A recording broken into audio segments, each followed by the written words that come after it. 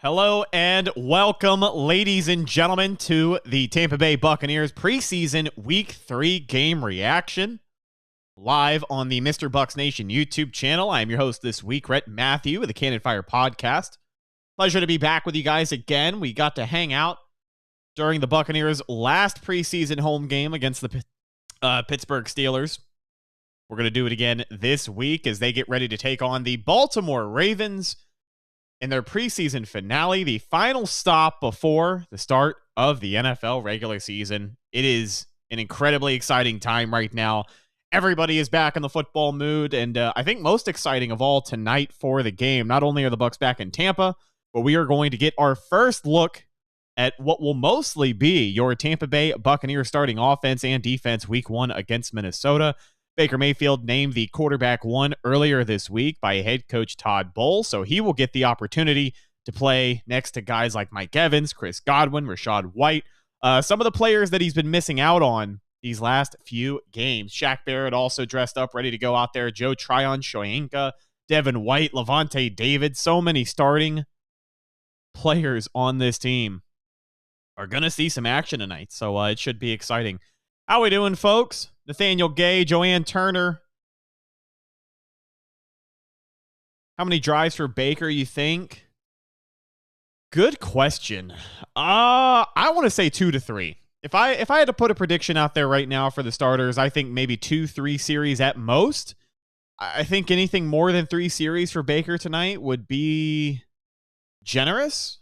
But you never know. He didn't get any reps at all last week, so maybe Todd Bowles feels like he has to make up for it this week with the starters. But I think the Bucs have shown this preseason that they want to be cautious with the starters, and I don't think that's going to change tonight. I do think we'll see them play, but I don't think they're going to be out there any longer than 3 series, if I had to guess. But we are just a couple of minutes away from kickoff, live from Raymond James Stadium. If you are local, looking for a place to watch the game other than here, WFLA Channel 8 has got your coverage. Chris Myers and Rondé Barber in the booth, as they are every preseason. You can listen to the game on the radio, 98 Rock, Gene Deckerhoff, Dave Moore, TJ Reeves, all on the call. Everybody getting back into the swing of things here. And the Bucs wearing red jerseys in Raymond James Stadium for the first time this year. It's going to be the red jerseys and the white pants, my personal favorite uniform combination. I know it's hard to go wrong with the red and pewter, but that red and white just looks clean, man. Miguel, go Bucs. How you doing, my friend? Pleasure to have you watching. I think if he scores, they sit him. They want him to be confident. I do agree. I think if they come out and Baker scores on the first drive, that could be it for him. Starters will go first quarter, then they will start to make changes, with the second half being all backups, in my honest opinion.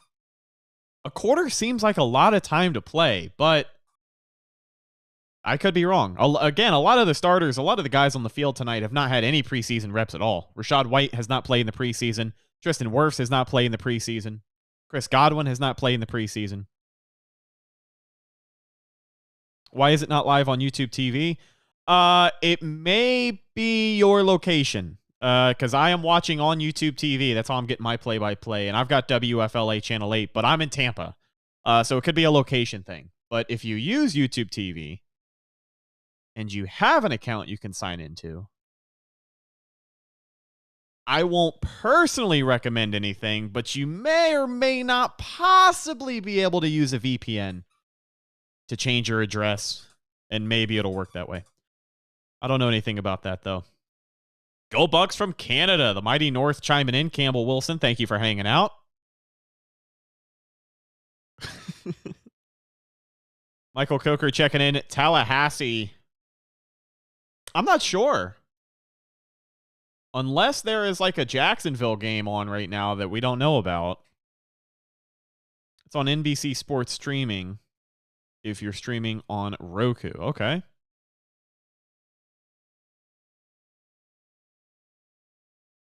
So it looks like the Bucs will win the coin toss and receive. We're going to get a look at Baker Mayfield in this starting offense here. I'm excited. We got a good look at Baker. Obviously, last week it was the Kyle Trask show, but with Baker Mayfield officially being announced the starter, this is the first real chance we'll get to see him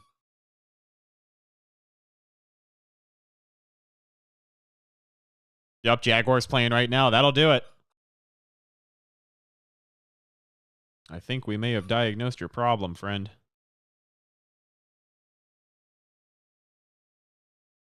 Antoine Winfield, by the way, was one of the players who was not dressed ready to go. He has been practicing. Made his return to practice last week. But I have to think it is just another example of the Bucs being cautious. Devin Tompkins back deep to return for Tampa Bay, ready to take this opening kickoff. Puerto Rico check-in, since I didn't mention it. Pleasure to have you here. Everybody watching internationally.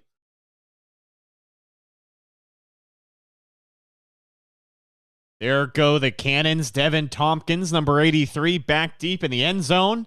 It is officially football time in Tampa, Florida, from Raymond James Stadium. The Ravens wearing white on white, and the Bucs with the red jersey, white pants, so a clean look.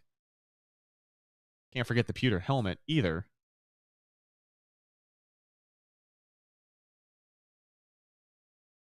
Justin Tucker out there ready to kick this thing off. From the 35-yard line, kick is up and away. It'll be a touchback. Bounces out of the back of the end zone, and Baker and the Bucs will take over at the 25-yard line.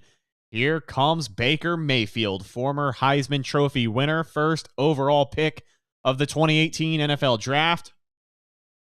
Started 69 of 72 games in his NFL career. Despite being a right-handed thrower, golf's lefty. Just a fun fact. All right, so the Bucs moving right to left from the 25-yard line out of the shotgun. Baker takes the snap, play action, rolls to the right, finds Chris Godwin, who makes a move around a defender, but he'll only pick up maybe 3 yards there to make it second and manageable. And Chris Godwin, good ability to make something out of nothing there. Looked like he was going to be wrapped up behind the line, but he moves just enough to make it 2nd and 7. Cody Malkin there at the right guard position. Robert Hainsey likely going to be your starting center week 1 in there. Luke Gedeke at right tackle. Tristan Wirfs in the game at left tackle. Single back. It's going to be a handoff to Rachaad White up the gut. And he'll get across the 31-yard line. Picks up a couple more yards. It'll be 3rd and short.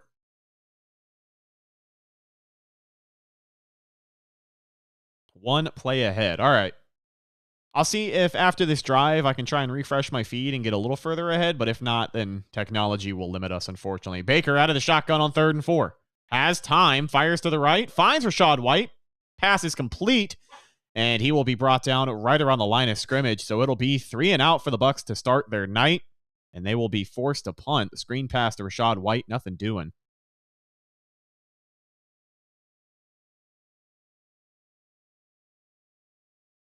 Jake Camarda now back deep to kick this one away for the Bucs on 4th and 5, deep out of their own territory.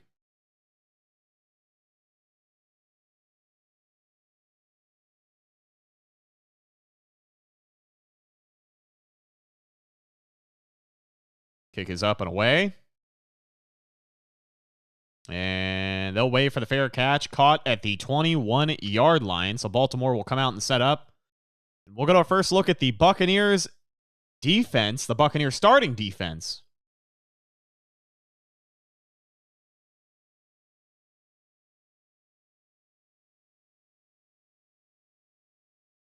Nice, Joey.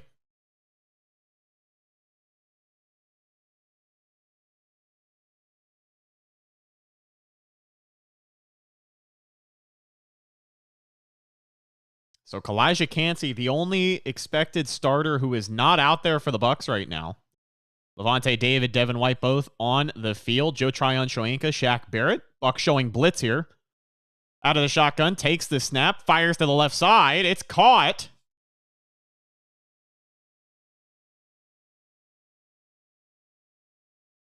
Charlie Kohler, the big tight end, picks up the first down for the Ravens there. No Lamar Jackson tonight, by the way, for Baltimore. Josh Johnson, Tampa Bay Buccaneers legend, making the start tonight for Baltimore, wearing number 17. Now on 1st and 10 from the 39. Out of the shotgun, Johnson. takes the snap, drops back, pressure coming, steps up in the pocket, fires over the middle, and finds a wide receiver. It's Kylan Wallace, number 16, who is on the punt return, beats Jamel Dean in coverage over the middle, and another first down conversion. 2 plays, 2 first downs so far for Josh Johnson and the Ravens. Malcolm watching on NFL Game Pass from Ecuador, probably 10 minutes behind us. Just popped over here to join the chat and give my opinions. Pleasure to have you here, buddy. 1st and 10 now under center, offset I. Johnson takes the snap, play action, pressure coming, steps up, fires to the left side, and it's another completion down the field, excuse me. Another completion for a first down. And they are just moving the ball like clockwork. On the opening drive, the Bucs starter still looking for an answer here. This is second team offense.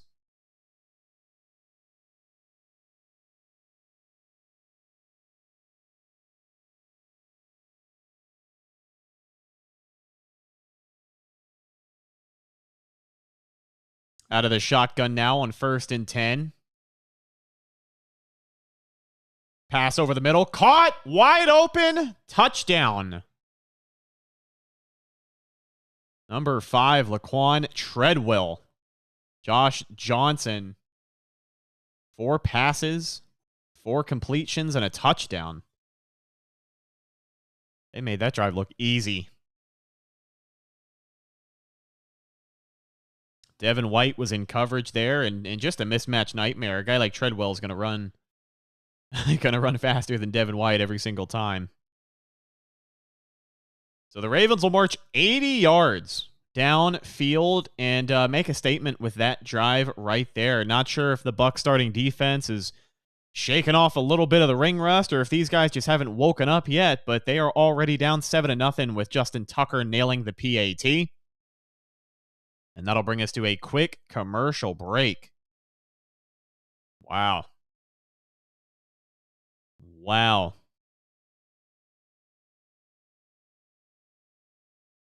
So obviously, we now wait in anticipation as Baker Mayfield and the Buccaneers offensive starters make their way back out onto the field. Pressure much more apparent this time around. When you're on offense to start the game and it's a 0-0 ball game, you know, clearly the tempo is going to be a little bit different than what it is now. The Bucs know the pressure is on. And I think these starters would like to get in the end zone. You know, if you're on the starting offense and you don't give the fans anything to be excited about, I don't know how you're going to come away from this game feeling great. But finding that consistency, shaking off the rust, and just getting settled in, I think, is something that it's going to take this offense, even into the regular season. I think it's going to take this offense a couple of weeks to really hit their stride.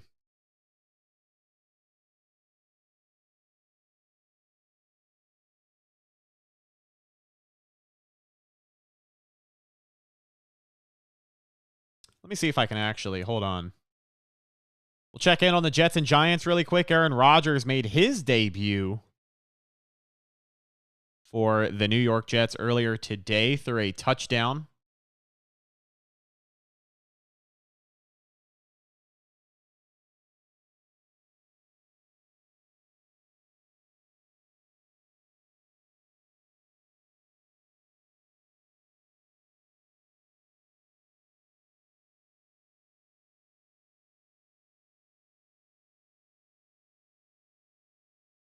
Let's see if I can refresh this score here for you too. There we go. That's a little more accurate. Now that our scoreboard is officially working.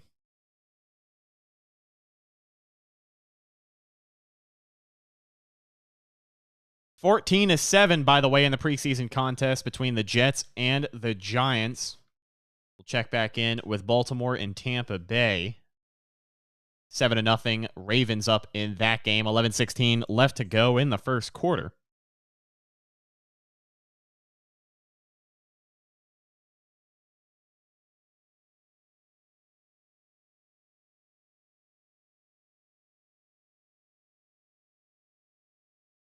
Here is Devin Tompkins from the 5 looking for a hole. He's going to bounce around to the left side. Has blockers. And he'll be forced out of bounds by Justin Tucker right around the 45-yard line. A solid return and a nice breath of fresh air for the return team of the Tampa Bay Buccaneers. It's been a little while since we have had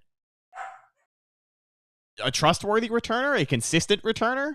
And Devin Tompkins has been the guy for a little bit of last season as well, following the release of Jalen Darden. And it looks like he'll be that guy in the regular season. Sorry about the dog, by the way. She's a little excited playing out there. She might bark every now and again. Here is Baker on the 41-yard line out of the shotgun. Godwin, the man in motion. Rachaad White in the game. Baker takes the snap, looking, pump fakes. Pressure coming, but he finds Chris Godwin just in time for a nice, I think, first down. I think they're able to move the chains. Great heads-up play.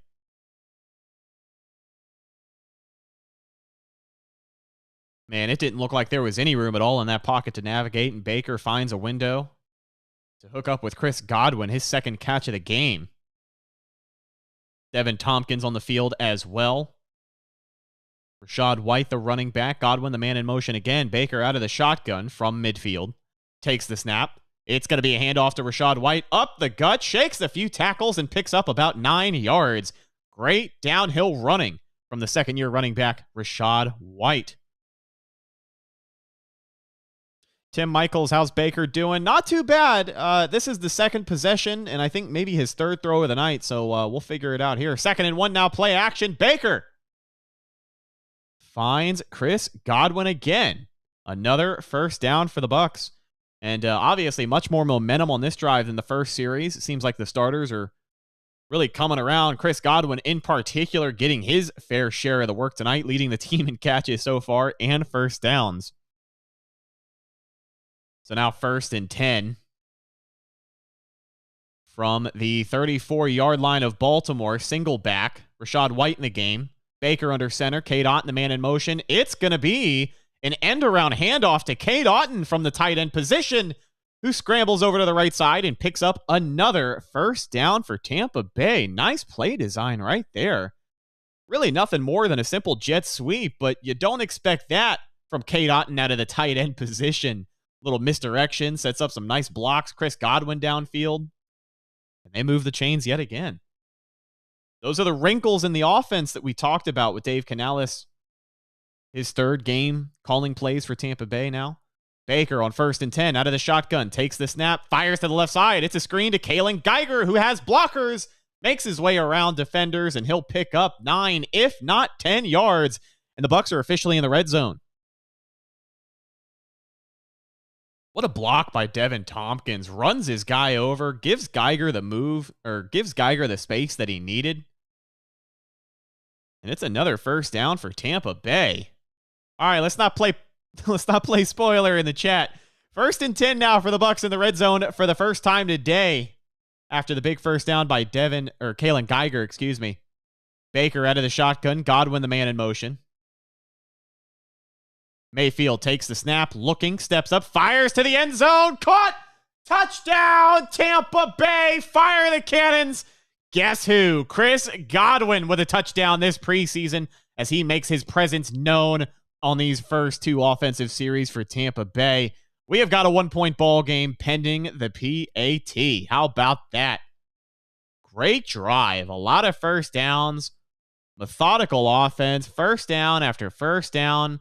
And Baker finishing it off with the nice touchdown throw to big Chris Godwin. You love to see it. Here is Chase McLaughlin now to attempt the extra point. McLaughlin officially the Bucs kicker after the release of Rodrigo Blankenship earlier this week. Kick is up, and it is good. We have got a tie ball game in Raymond James Stadium. 7s across the board for the Ravens and the Bucs. A great drive from the Bucs starters. Is it the Ravens starting defense? Not all of it. Not all of it. What's the update on John Wolford? He was back at practice this week, so I'm actually curious if he ends up playing tonight because 2 days after that game against the Jets, on Monday, he was back at practice with his helmet on, warming up, didn't do any full team activity, but for the rest of the week, he was at practice every single day, pads on. So if he plays tonight, that would be miraculous. But the update that I heard and somebody in chat can correct me if I'm wrong, but the update that I heard is that the bump on the head that he took, it re-aggravated some whiplash that he had suffered at some point last season. So kind of a minor occurrence, I guess, as far as what his symptoms were, and he was ready to be back with the team the following week. So would be crazy to see him play tonight. He is dressed, ready to go. Thank you, DJ.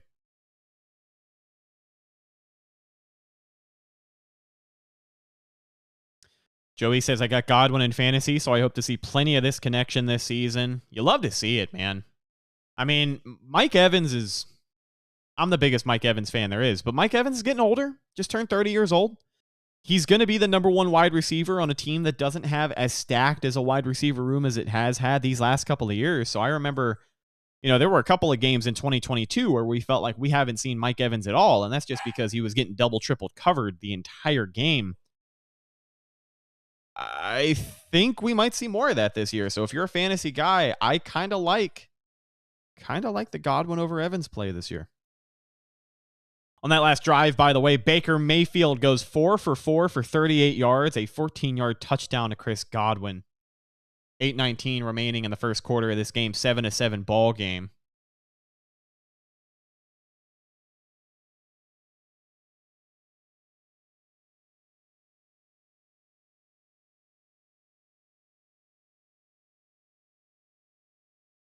I am not James, Julianne. You are correct. James, I believe, is doing some work with Pewter Report tonight, if I'm not mistaken, but he will be back at some point. All right, so right now, he's got his jersey. Obviously, the injury is something the Bucs want to monitor and maybe be cautious with, but when Baker comes out, it's Trask. I think Kyle might be closer to coming into this game than we thought. So for Baker Mayfield tonight in 2 drives, he went 6 for 6, 42 yards, and 1 passing touchdown. So if that's it for Baker, then I think some people might be happy with what they have seen. But right now, let's focus on this Buccaneers defense. The starters still back out on the field. No Levante David. Devin White in the game, though. Bucs starting defensive line in the game. Starting secondary, mostly. Johnson, play action, rolls to the right, being chased down by Joe Tryon-Shoyinka, who makes the shoelace tackle. Not enough for a sack, as I think he'll come back to the line of scrimmage. Thank you, Christopher. I appreciate it, bud. Glad to be here. Thank you guys for being patient with me.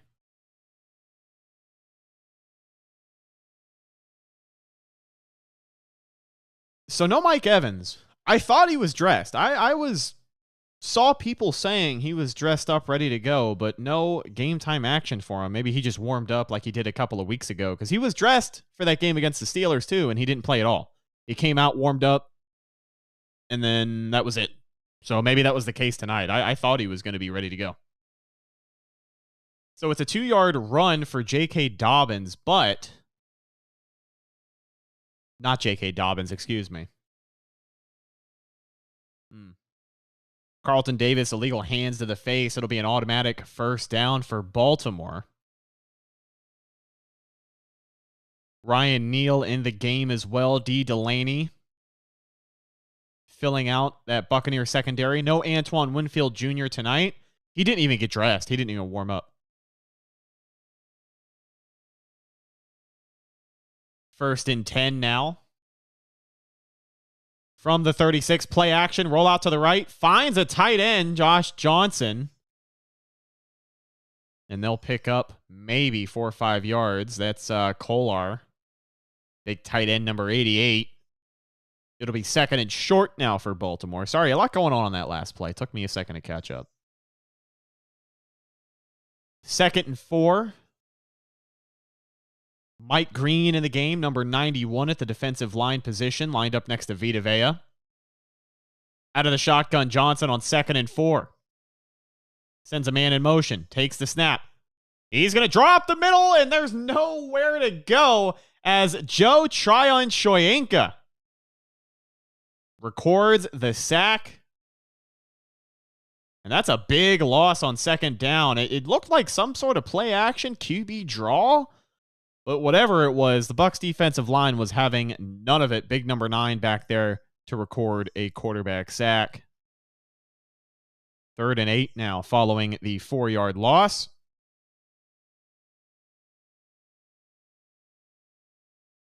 Out of the shotgun, Johnson. Bucs showing blitz. Out of the shotgun. Pressure coming. Rolls to the right. They're all over him. He's trying to get a pass off, and he does. Deflection on the sideline. And I think that'll fall incomplete. Lucky for the Ravens there. That could have been an interception. Bucs players were all over that one. Vita Vea was really the first guy to get his hands on him, and then Shaq Barrett tried to reel him in from behind, but Johnson gets the pass away, bounces around a bit. It'll bring up 4th and 8. So here comes the punt unit.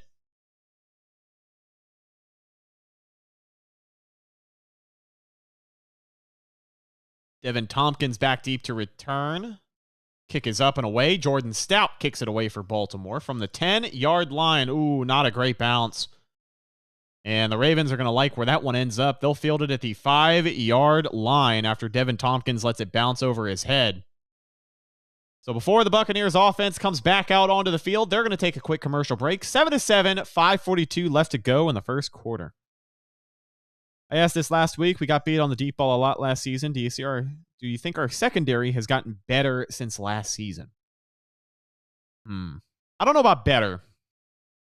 I think it's going to be tough to replace guys like Mike Edwards. I know Sean Murphy-Bunting was a liability at some times last year, but he had the experience playing nickel. He had consistency there, So I think for the Bucs right now, whoever they line up there is going to take a little bit of time to get used to being there. So I don't know if they got better. I don't know if they got worse because of the re-signing of Carlton Davis and Jamel Dean, obviously. Antoine Winfield very much still a factor in that secondary. But it's going to lean on guys like Ryan Neal. We're going to have to see how they play. Whoever the starting nickel corner is going to be, we'll have to see how they play. D. Delaney starting safety tonight in the absence of Antoine Winfield Jr.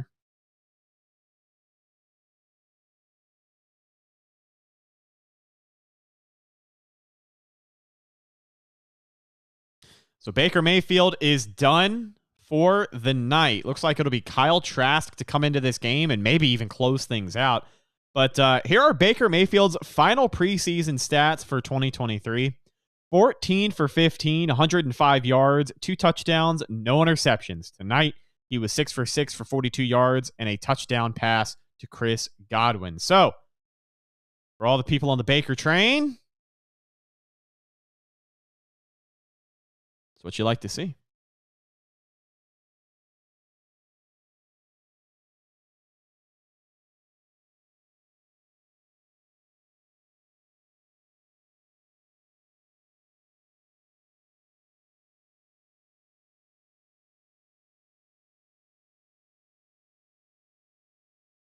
I thought the new rule is if you fair caught a punt inside the 25, then the ball is placed at the 25. Is that true? And if so, then we should have fair caught that ball. I don't think Tompkins waived for the fair catch. That's the thing.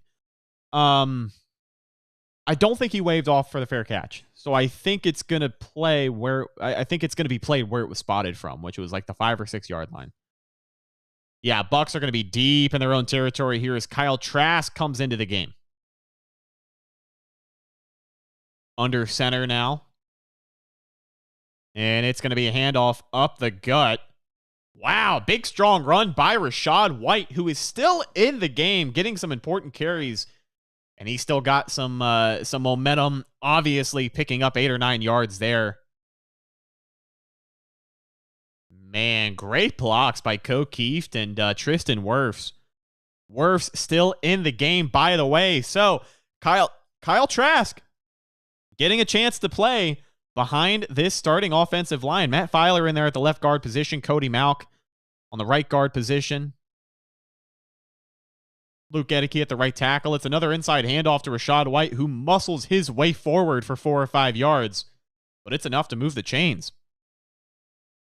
I really like what I've seen from Rachaad White so far tonight. It's only been a handful of carries, but he is making the most of them, man. This guy runs like a freight train. He runs like he's twice the weight that he is.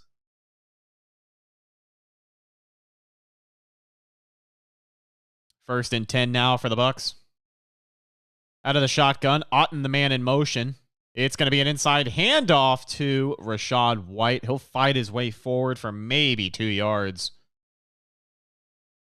Second and 7 now. So from left to right, Tristan Wirfs, your left tackle. Matt Filer, your left guard. Robert Hainsey, the center. Cody Malk, the right guard. And Luke Gedeke at the right tackle. Kyle Trask in the game at quarterback. Looks like Rachaad White has been subbed out. Play action, rollout. Here's Trask, has time, fires deep to the left side. Incomplete. That was on Kyle. That was just an overthrow.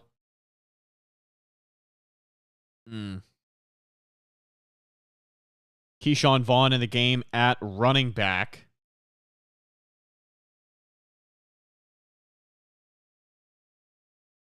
Yeah, David Moore was wide open. Could not be more open, and Kyle just overthrew him. Not a great read there. 3rd and 7 out of the shotgun. Vaughn, the running back. Payne Durham, the tight end in the game.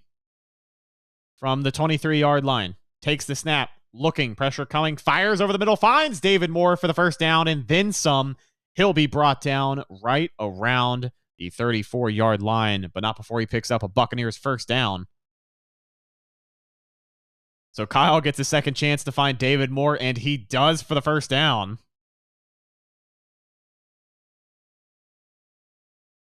3.5 minutes left to go in this first quarter as the Buccaneers offense finding some momentum with Kyle Trask at the helm. From their 34-yard line, out of the shotgun, 2 receiver set. Man in motion. It's going to be an inside handoff back to Rachaad White, who is in the game. He'll pick up maybe 2-3 yards. It'll be second down.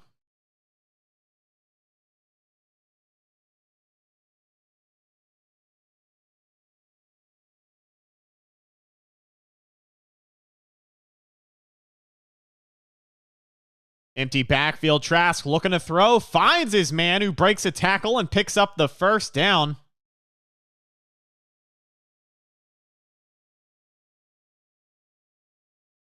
Raheem Jarrett, good heads-up play to pick up the first down. Shakes off the wimpy tackler and gets an extra 3-4 yards.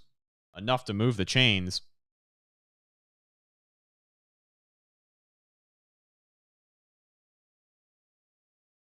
Out of the shotgun now. Trask takes the snap. Inside handoff yet again to Rachaad White, who bounces around to the right side. Spinning all over the field. He'll pick up about 7 yards. Man, he's going to sub himself out. I don't know how much longer he needs to be in this game. Chris Myers and Rondé Barber already talking about it. The way he's running tonight, you may as well save him for the regular season. I don't want this guy to run too hard, but definitely running with a purpose out there. Impressed by what I saw with Rachaad White. Here's Keyshawn Vaughn back in the game. Play action. Late throw by Trask, but he gets it off.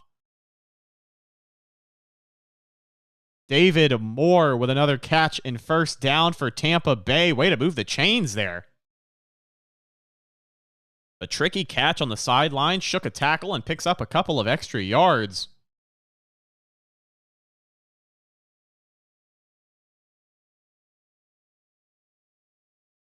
Clock still continues to roll. 1:25 left to go in the first quarter of this game. David Moore, Raheem Jarrett still in the game. Kyle Trask with a single back. They're going to fake the toss. Trask looks to throw, finds his man. It's Raheem Jarrett. It's going to be a pickup of 8 yards, 2nd and 2. Trey Palmer. Yeah, have not seen a lot of Trey Palmer out there, so maybe that tells me the Bucs have already got their mind made up with him as the wide receiver 3. But didn't even see him out there with the starters. Devin Tompkins was out there as the 3 with the starters. So interesting point. Play action for Trask on 2nd and 2. Fires over the middle. What a catch. Kalen Geiger. Oh, I'm sorry. Trey Palmer. Speak of the devil. We were just talking about Trey Palmer saving his best for the regular season, but that was probably his most impressive catch of the preseason. If there was a competition for wide receiver 3 before that catch, then there isn't anymore. That was incredible. Trey Palmer gets up and over the linebacker who has a good foot on him and hangs on to that thing to reel it in. First and goal for the Bucs now. Man in motion is the tight end. Trask, play action, fires to Payne Durham, who catches it for the touchdown.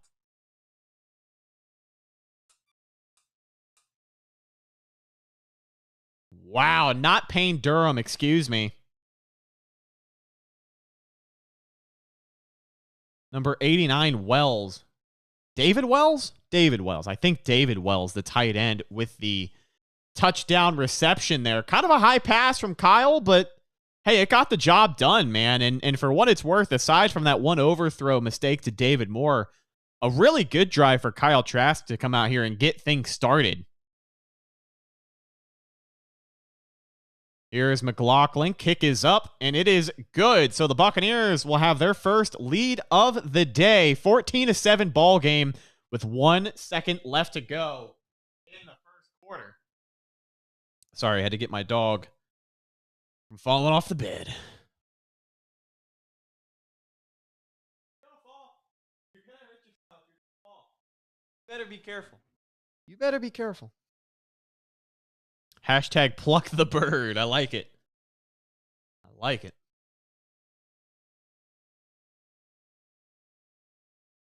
Let's see if Google feels like updating their scoreboard. There it is. Oh, no, not yet. So I refresh it. It shows me the correct scoreboard, but then I click here, and it doesn't show me the correct scoreboard. I guess it'll take a second.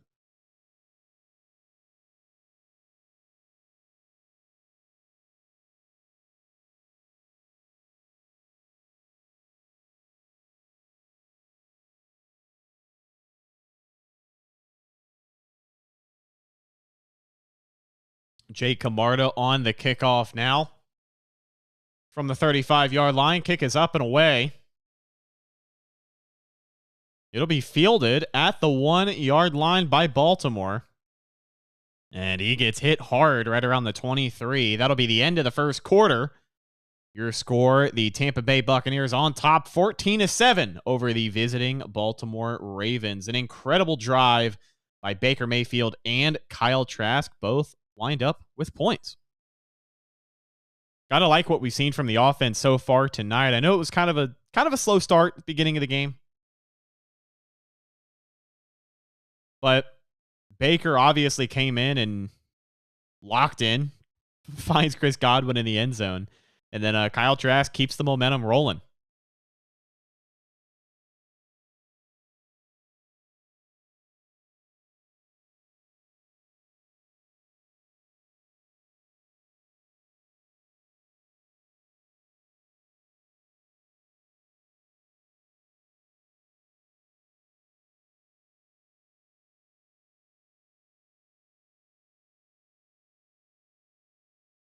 Feeling better about the team's chances now, says Baker. I definitely like what I have seen from the offense tonight. The defense still yet to be determined. Not a big fan of how the starters were getting thrown all over by Josh Johnson and the second team Ravens offense, but I do think what Dave Canales is going to bring to the table is going to be exciting because it's going to be a lot of stuff that we just haven't seen.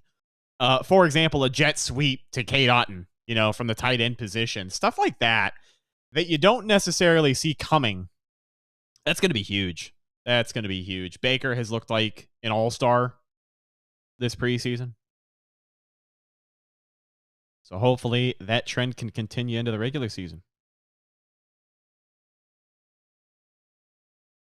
Think we found us an offensive coordinator. I think so. I don't want to put all my eggs in one basket, but this guy certainly is checking all the boxes so far.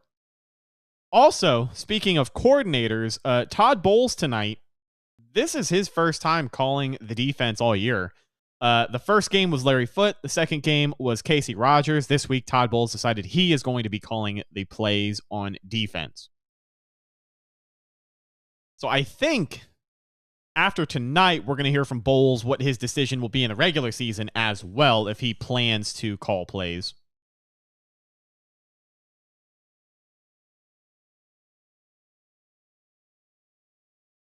Does Canales' offense look like Leftwich's offense? Not at all. Not at all. But I feel like I still feel like we're barely scratching the surface of what Canales systems brings. Bucs showing blitz now to start the second quarter. Josh Johnson still in the game. He finds a receiver over to his left side who's breaking tackles every which way. No more Buccaneer starters in the game. It looks like mostly second team talent in there.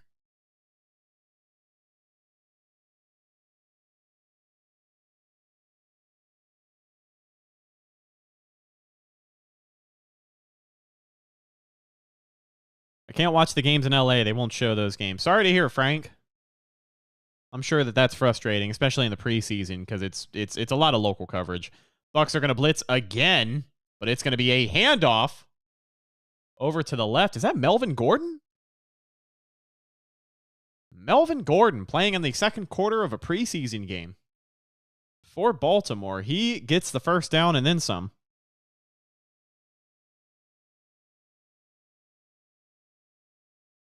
Yaya Diaby in the game. Anthony Nelson still out there. Greg Gaines along the defensive line for Tampa.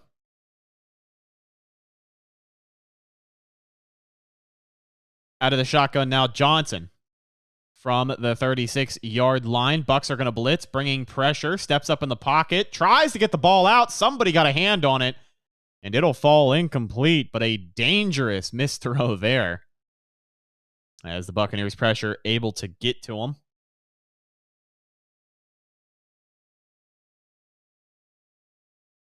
Slightly worried that Cansey and Hall will be bust. While Logan Hall, jury's still out. Kalijah Cansey, I mean, the guy hasn't played at all.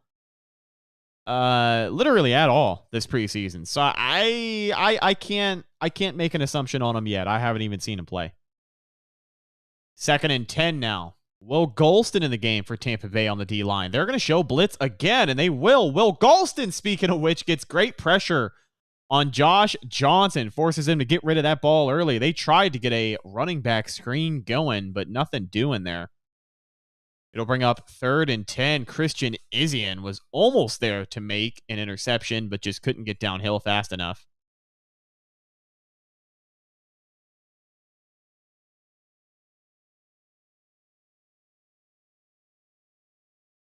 Joe Tryon-Shoyinka already has a sack tonight. Don't see him on the field as of right now. Anthony Nelson and Yaya Diaby, your outside linebackers. 3rd and 10 now out of the shotgun. Johnson drops back. Pressure coming. Delayed blitz from the Bucs. He fires deep. Finds a man, and that's going to fall incomplete. I think Baltimore was looking for a flag there, but they will not get it. 4th and 10. That'll bring out the punt unit. Good defense by the second team Buccaneers unit.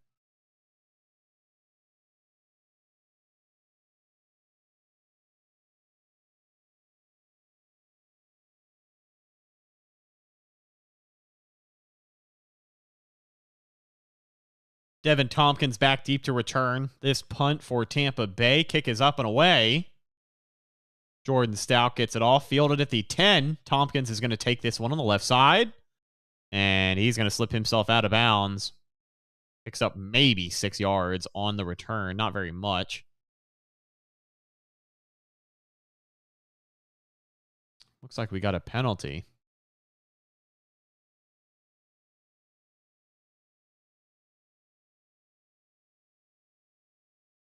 Legal block in the back, receiving team. So Zion McCollum gets flagged on the punt return unit there. 14-7, though, they're going to take a broadcast break, and we await Kyle Trask and the Buccaneers offense. Would love to see Kyle carry some of that momentum from the last drive, at the very least, a couple of first downs to get some people talking. But I think Kyle Trask, relatively speaking, you know, coming into this year, everyone not only wanted to see him play well in the quarterback competition, but I think a lot of people, regardless of the quarterback competition, just wanted to see some kind of improvement, right? You wanted to see this guy kind of settle down back there, look a little more composed, look like he had been there before. This is his 3rd preseason. And I would say for Kyle Trask, between preseason 1 and preseason 2, there wasn't that much of a noticeable development. didn't feel like he made a lot of the right progress going from year 1 to year 2, but year 2 to year 3, I mean, this quarterback competition is over. Baker has already been named the starter, but a lot of people obviously still rooting for Kyle Trask, and he's given a lot of people stuff to root about.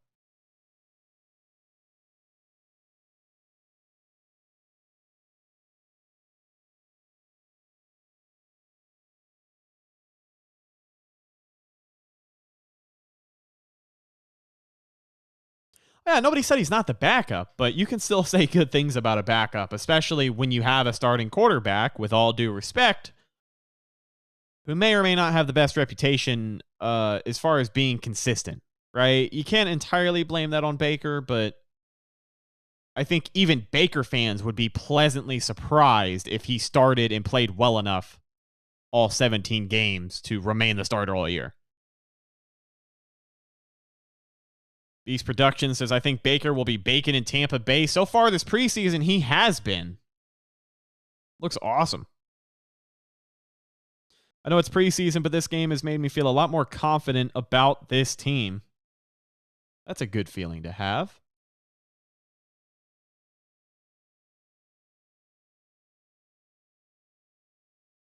Seven carries for 39 yards, averaging 5.6 yards per carry for Rachaad White. His night is done, but a great stat line for a guy that I kind of had my doubts about coming into this game just because he hasn't played at all this preseason. I like Rachaad White. I think his ceiling is very high, but I kind of thought he needed some of these preseason reps, but 5.6 yards a toad. You can't argue with that. 1st and 10 now with a tight end in motion. Out of the shotgun, Kyle Trask gets an inside handoff.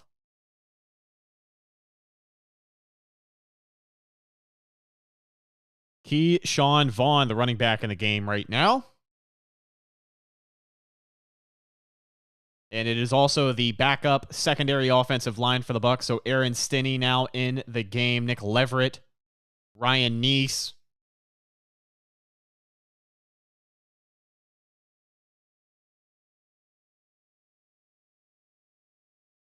Brandon Walton at right tackle. Under center. Play action. Trask has time, plenty of time, fires to the left side, tries to make a diving catch as Trey Palmer, but he's not going to get there. That's a kind of a tough throw. 3rd and 8 now for the Bucs, deep in their own territory.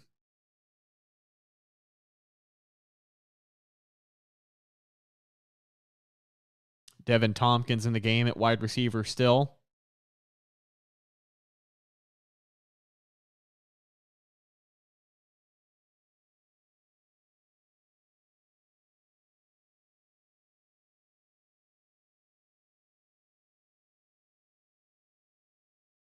Trask out of the shotgun, takes the snap on 3rd and 8, finds his tight end. That's Wells, who picks up some good yardage, but not enough to move the chains. It'll be 4th and short, and I think that's going to do it for the offense. The Bucs will bring out the punt team.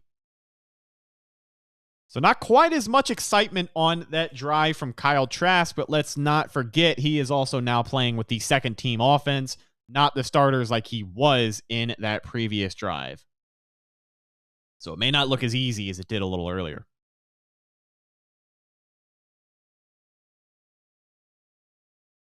Jake Camarda, huge kick, gets this one up and away. It bounces around midfield. And out of bounds around the 41. Well, I just watched Kyle Trask imitate Johnny Unitas and put the box score up 14-7. I can't complain with the 2023 Buccaneers so far. I'm with you. Preseason's always fun because you get to see some of the guys, some of the bubble players fighting for roster spots, but it's different this year because I hate to say the Bucs have more bubble players, but you know, in years past when we talked about the depth on the Bucs, it was like going into 2022, we had Mike Evans, Chris Godwin, Russell Gage, and then Julio Jones. So like, you know, guys like Devin Tompkins, guys like Scotty Miller, guys like Tyler Johnson. Last year, it was tough for them to make the team. And then the depth at wide receiver is obviously what tore this team apart. But I think having more players to potentially highlight who can potentially be difference makers for the Bucs in the regular season, you know, it's just a different feeling when it's not the Tom Brady Bucs. And I think most people know that. Baker looks like a kid next to Trask. Yeah, Trask has got the height on him for sure. I think Kyle like 6'5", Baker only 6'1".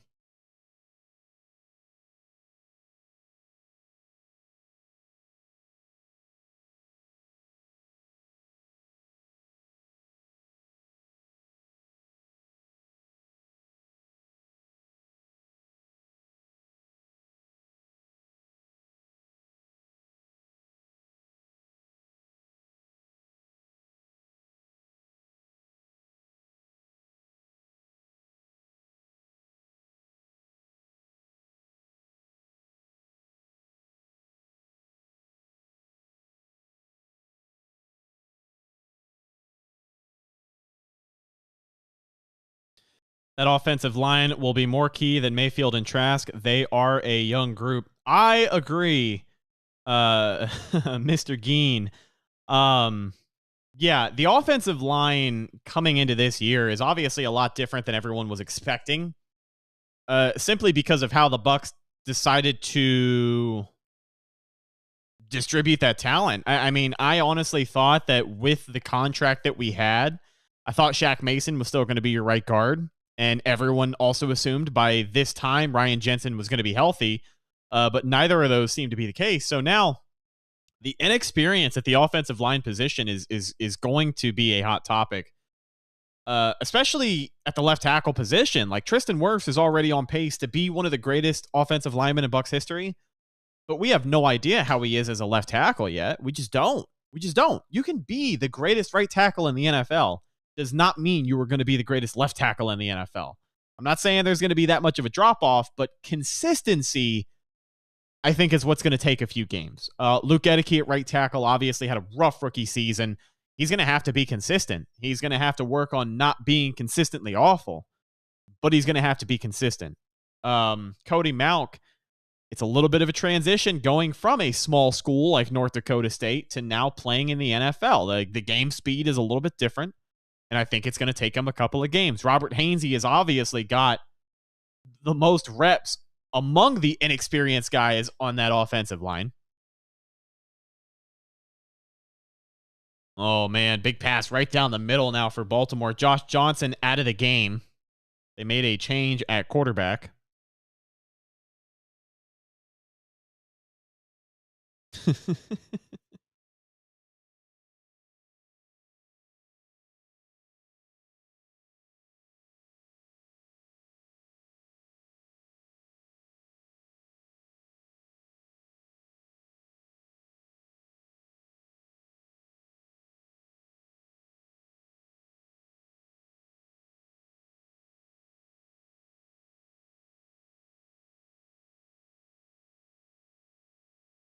Anthony Brown at quarterback for Baltimore. He's going to roll out to the right side. Tried to look for some open options down the field, but could not find any. They were going over the quarterbacks on the roster. Anthony Brown, the former Florida Gator, if I'm not mistaken. Tyler Huntley is also on the roster for them still, but he has been dealing with injury so far this preseason. Well, it's an interesting point, too, about the offensive line is that, finding consistency for them is going to be a struggle, but it's important to remember that they do not have Tom Brady at quarterback anymore. So you don't have as high, I don't want to say you don't have as high of a standard of excellence, but you're not blocking for Tom Brady. You're blocking for a guy who has the ability to get away and scramble a little bit more in either Baker Mayfield or Kyle Trask. But Baker definitely a lot shiftier than Brady ever could have hoped to be in. 1st and 10 now. The Ravens are moving. They are on the 30-yard line in Buccaneers territory. Anthony Brown out of the shotgun now. From the 30, takes the snap, steps up in the pocket, clears the pressure, past the line of scrimmage, jukes a defender. Man, fumble, ball's out, and it looks like Tampa Bay recovers. Look at that. 1st down, Tampa Bay. Ryan Neal from the safety position able to recover. Man, just a mental mistake by Anthony Brown. An incredible pickup. Christian Izzian with the nice peanut punch to get that thing out of there. Oh, and that's Merriweather, excuse me, who makes the recovery there, not Ryan Neal.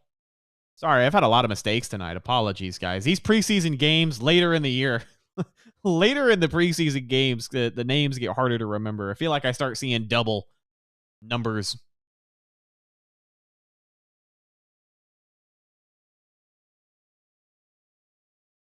Quarterback mobility is a bit overrated. Take Brady, not very mobile, but amazing at working within the pocket. 100%. I think it's not, the mobility of Baker Mayfield is not going to be a focal point of the offense at any point this year. I don't think they're going to lean on him to be a running QB. I don't want anyone to get that impression.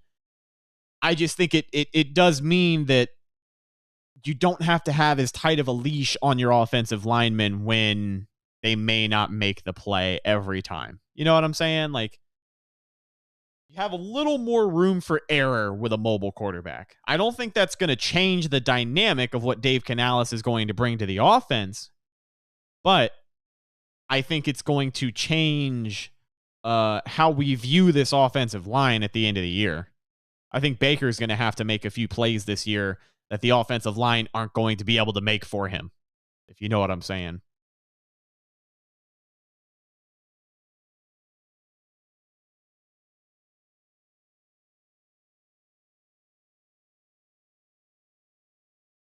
Thank you, Baker. I appreciate it, bud. Right now, in the middle of a broadcast break, watching a Range Rover commercial. Wow.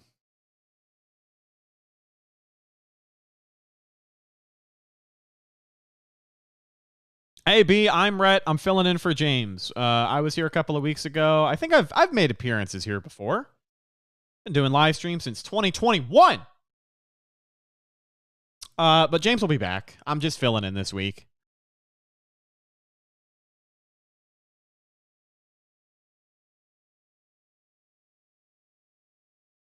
We are back in Raymond James Stadium. The Buccaneers offense back on the field. Kyle Trask still in the game. Keyshawn Vaughn at running back. Deep out of their own territory yet again. It's going to be another uphill battle for the Buccaneers offense.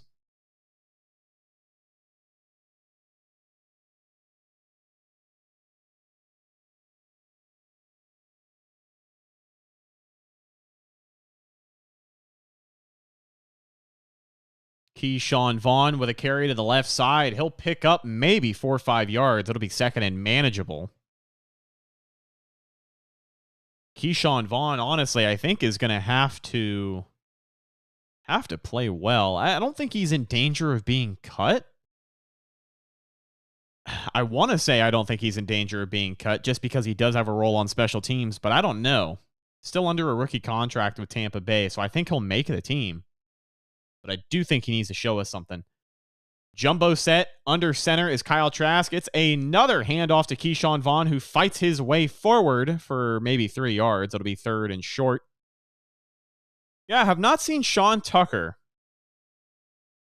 Haven't seen him yet tonight. I think with Keyshawn Vaughn being the running back too, that may mean he's still ahead of Tucker on the depth chart. Obviously, time will tell. Clock is rolling. 7:50 left to go in the first half. 3rd and 2 now. Empty backfield. Kyle Trask sends Keyshawn Vaughn, the man in motion now, onto his hip. Takes the snap. Pressure coming. Steps up. Fires to the left side. Maybe an overthrow, and it will be. Looking for Trey Palmer. Or, I'm sorry, looking for Kalen Geiger, who was covered pretty well on that play.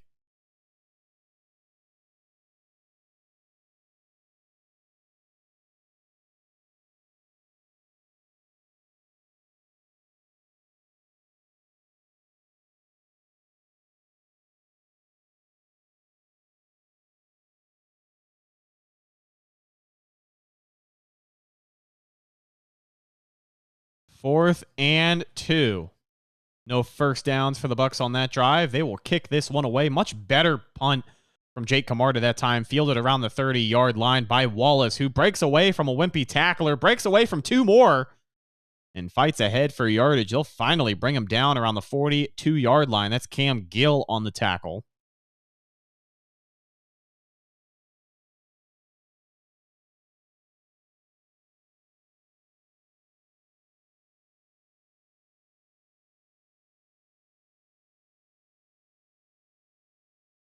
So they were talking about it in the commentary booth, the wide receiver room, Mike Evans, Chris Godwin, and it seems like right now your wide receiver 3 and 4 are set to be Trey Palmer and the veteran David Moore.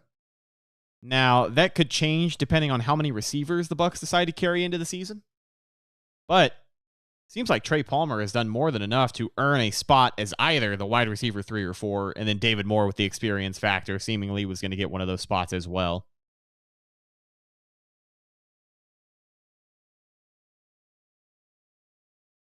So how are we feeling, folks? Second quarter of this game.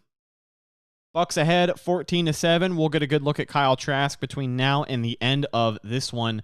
We'll also get a good look at all the other bubble players fighting for a spot before final cuts begin a couple days from now.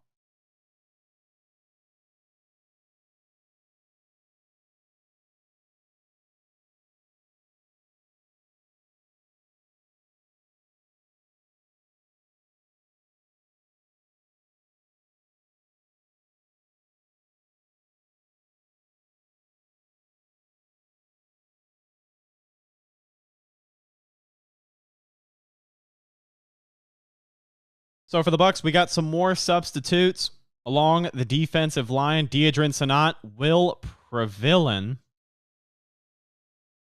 Will Previlon? I think that's how you say that.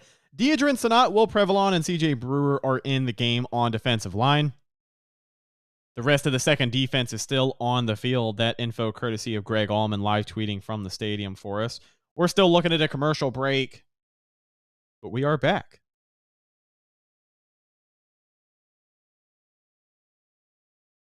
Yeah, I'm Team Palmer as well. He has far and away been the best wide receiver that we have seen this preseason.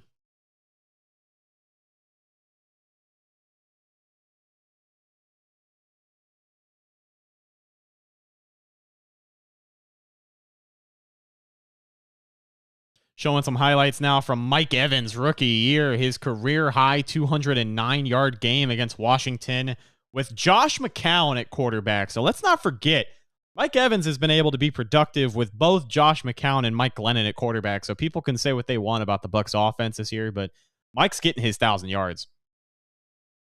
Offset eye, Anthony Brown in the game still for Baltimore. Botch snap, and he's got to get away from the pressure. Incredible how the Buccaneers did not come away with a sack on that play. He will instead scramble for a first down as he slides. The clock will continue to roll. 7 minutes left to go in the first half of this game. Is Kalijah Kancey playing week 1? I know he was walking around in practice. The plan is for him to play week 1.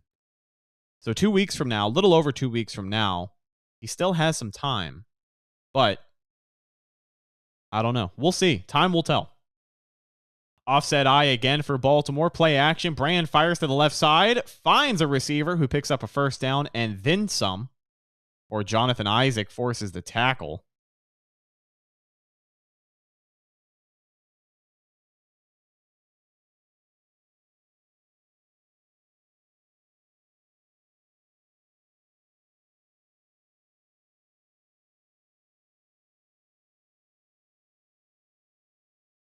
Out of the shotgun now, offset eye formation for Baltimore. Anthony Brown, man in motion, takes the snap.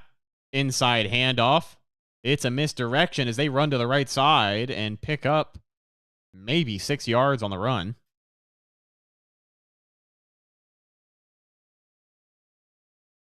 J.J. Russell in there to make that tackle. And Russell at the linebacker position has been playing since the start of this game. He was getting first-team reps out there alongside Devin White. No Levante David in this game today. Zion McCollum and Anthony Nelson still in this game as well for the Bucs on that second-team defense. Anthony Nelson. Brown on 2nd and 4 from the shotgun. Takes the snap. Inside handoff yet again. Nolan Wright spins around, picks up the first down, and then some.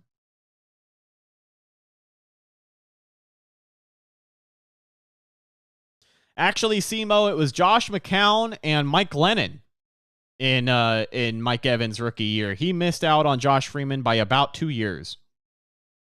2013 was mostly Mike Glennon. 2014 was when they brought in Josh McCown, made it a QB battle, and that team was so bad they went 2-14. Led to 2015, where the Bucs got the first overall pick, drafted Jameis. Would have been cool to see Josh Freeman play with Mike Evans, though. I was a big Josh Freeman fan. I thought he was the future. Anthony Brown forced to keep it and run to the left side. He'll pick up maybe 5 yards before he kneels it down. Bucs rookie Josh Hayes now in for Christian Izien at the nickel cornerback spot. 4.5 minutes left to go in the first half of this football game. 2nd and 6 now. Anthony Brown comes back onto the field out of the shotgun formation for Baltimore. Wide receiver in motion. Brown checks. I thought he was checking into another play there, but not. Takes the snap out of the shotgun. Pressure coming. Looking to pass. Anthony Nelson almost there. And he was looking for that big tight end, number 88, Torek, who was not able to hang on.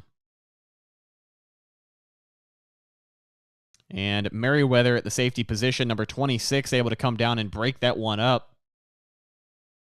That's a good physical play. That's your safety 3, basically breaking it up between the most productive tight end that Baltimore has had all night. Good physical play. 3rd and 6 now. Baltimore closing in. The Bucs looking for a big stop here. They show blitz. Pressure coming. Fires to the end zone. Oh, in and out of the hands. Man, if you're Anthony Brown, you got to be sick. Oh, great route, great throw. Just in and out of his hands. That's just a drop touchdown. Bad execution. Rick, it was actually his younger brother, Josh McCown. Luke McCown played in Tampa, but he was a backup in 2010 and 2011 to Josh Freeman. But Josh McCown was who came in and played for the Bucs in 2014. Luke was here a couple years earlier. But yeah, a little fun fact for most people who do not know. The Bucs, one of the only few teams, I believe, to have had both McCown brothers come in for a little while.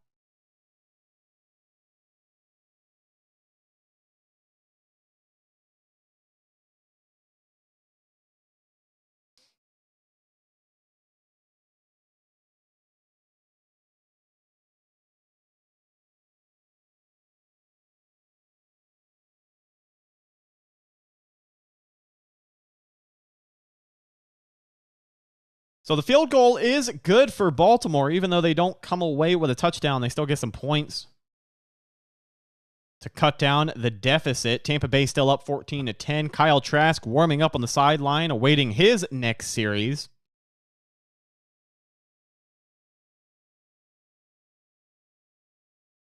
Simo, you're good, buddy. It happens. Some people didn't even choose to start following the Bucs until after they got Tom Brady. So the fact that you chose to be a fan before then, it's a good move. Good move. I wish Doug Martin would have worked out. He had the talent. I agree. Doug was that dude.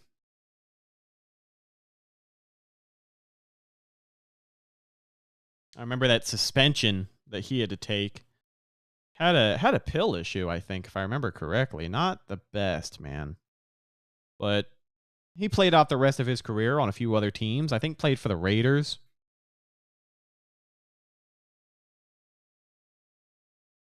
So John Walford not dressed at all in this game. It will be Kyle Trask for the rest of the night. 3:51 left to go in this first half of play. Remember Sabby Piscatelli? Of course I remember Sabby Piscatelli. Did you guys know he's a wrestler now? I don't know if he retired. I don't know if he's still active, but I know that he was a wrestler. Spent some time in NXT. Out of the pistol, here's Kyle Trask. Play action, rolls to the right. Quick pass, finds his tight end downfield. That's a first down and then some. Dominic Daphne, the big tight end at number 82 on the play action rollout. He gets open and then moves the chains. Tom Brady needs to be in our ring of honor. I agree, Ty, but I think it's going to be a couple of years. I think there's a few players the Bucs want to get in there first before Brady, but I think within the next 5 years, you're going to see him in there.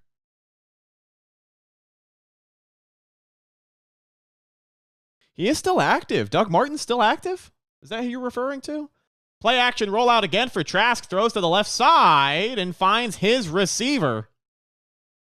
That's Raheem Jarrett with a nice sideline catch there. I don't think he moved the chains, but regardless, it's a good pickup for the Bucs. And Kyle running some tempo now as they hurry up to the line. 3 minutes and ticking left to go in this first half of play.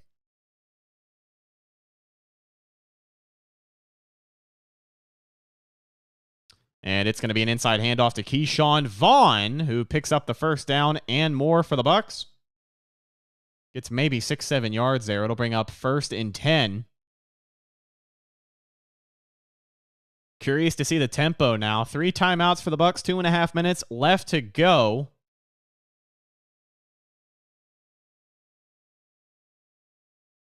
Oh, I think he's talking about Sabby Piscatelling as wrestling. That makes more sense. Yeah, I don't think Doug Martin's still playing for anyone. It's going to be another inside handoff to Keyshawn Vaughn from Kyle Trask. He'll go up the gut. Pick up maybe 4 yards, and I think they're going to go ahead and let this tick on down to the 2-minute warning. Okay, Piscatelli. Yeah, that makes more sense.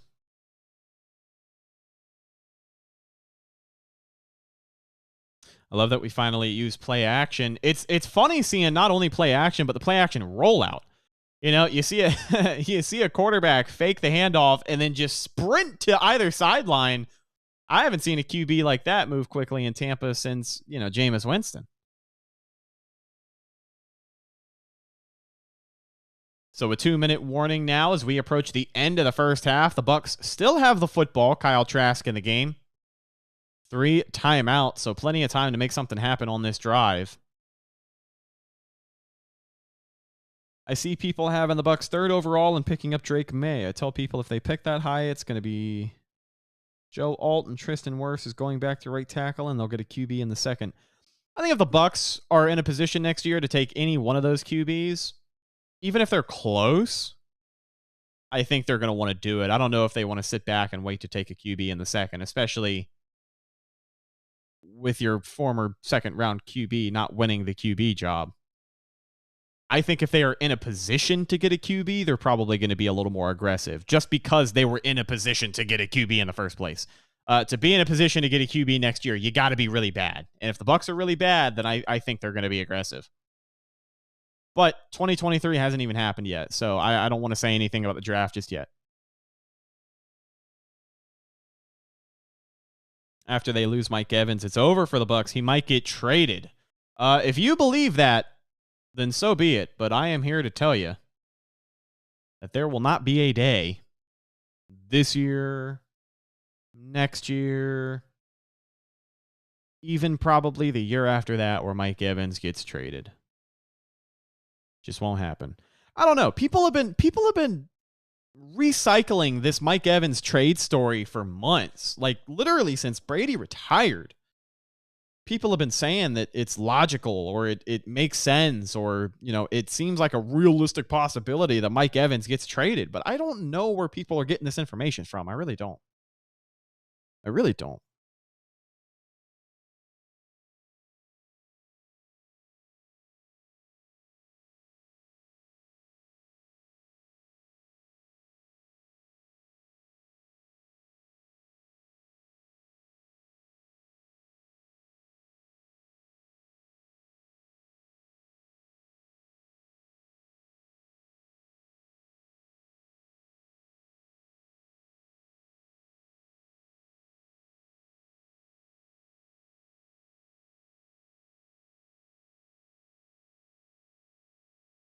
Over 200 yards of offense for Tampa Bay thus far in the first half. 2 minutes left to go in the 2nd quarter. I believe a preseason high in production. And Kyle Trask and the Bucs still on the field from midfield as they approach the 45-yard line of Baltimore. They have got all 3 timeouts. 2nd and 7 now. Kyle Trask under center. Single back look. 2 wide receivers in the game. Keyshawn Vaughn the back. Trask takes the snap. Play action. Looking. Pressure coming. Rolls to the right. Finds a man, and it's going to bounce off the hands of Keyshawn Vaughn. Not able to make that catch. Good coverage by Baltimore on that one. There really just wasn't much to do.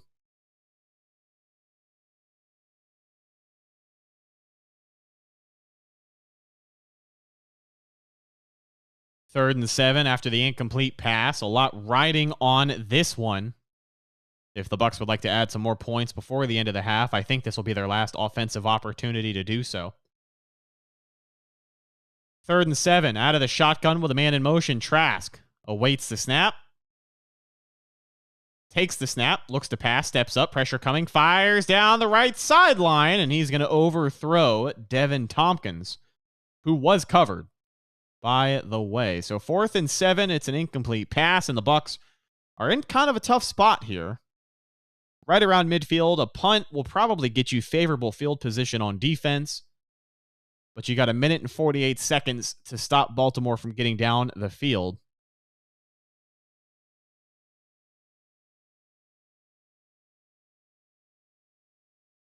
Here's Jake Camarda out to punt for Tampa Bay. No more Wallace in the backfield for Baltimore. They swapped him for a different returner. Kick is up and away. High kick, and they'll call the fair catch at the 15-yard line. So a 32-yard punt. They'll field it at the 15. So that was a fair catch at the 15. So I don't think the punt rules have changed. I think it's just the kickoff rules. Yeah, that new fair catch rule is confusing to me. I didn't entirely get all the information on it.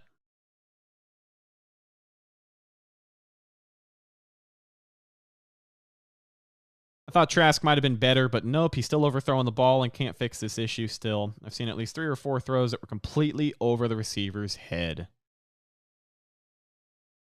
Bucs back on defense now, 1st and 10 from the 14-yard line. Anthony Brown still in the game for Baltimore. Pressure coming, gets the pass away, finds his running back.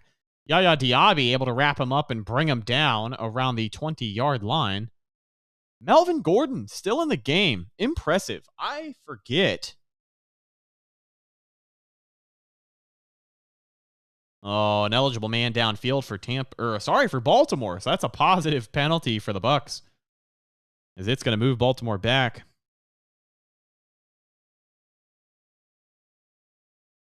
That's a strong take, Joseph, but I will hold you to it, buddy.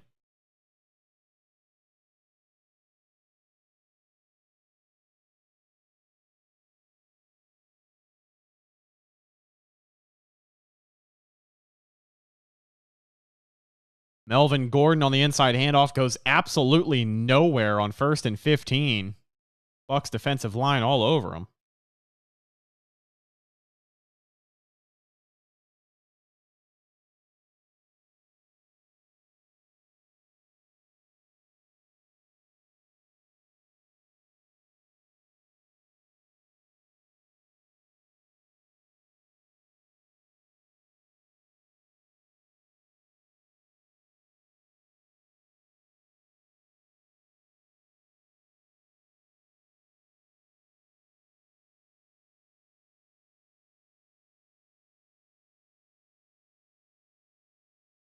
Second and 15 now. Anthony Brown out of the shotgun from the 9-yard line. Takes the snap. Pressure coming. Runs up the middle looking for blockers. He'll find a few, but not enough to move the chains. He does pick up a nice chunk of yardage on the quarterback scramble.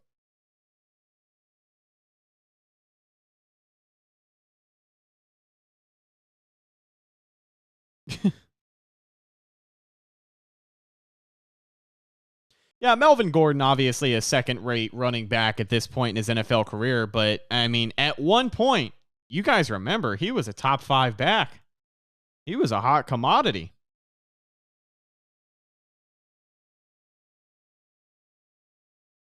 So it is a little out of the ordinary to see him playing this late into a preseason game. It's like the equivalent of seeing Julio Jones in a preseason game at this time. You know what I mean? Like, it's He's not what he used to be, but it is still like, whoa, I remember that guy.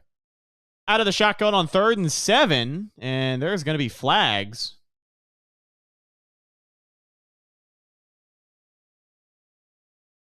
It'll be false start, excuse me, against Baltimore. Words are hard.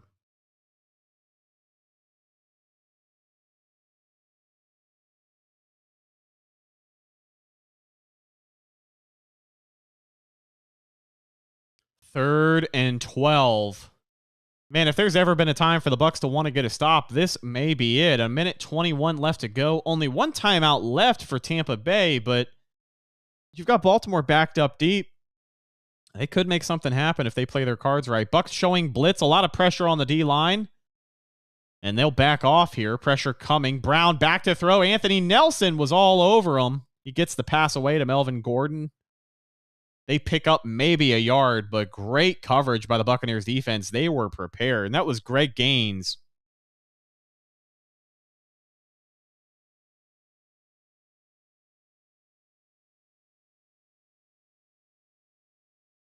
So that pass falls incomplete, which means the clock will stop. No timeout needed for the Bucs, even though I think they took one.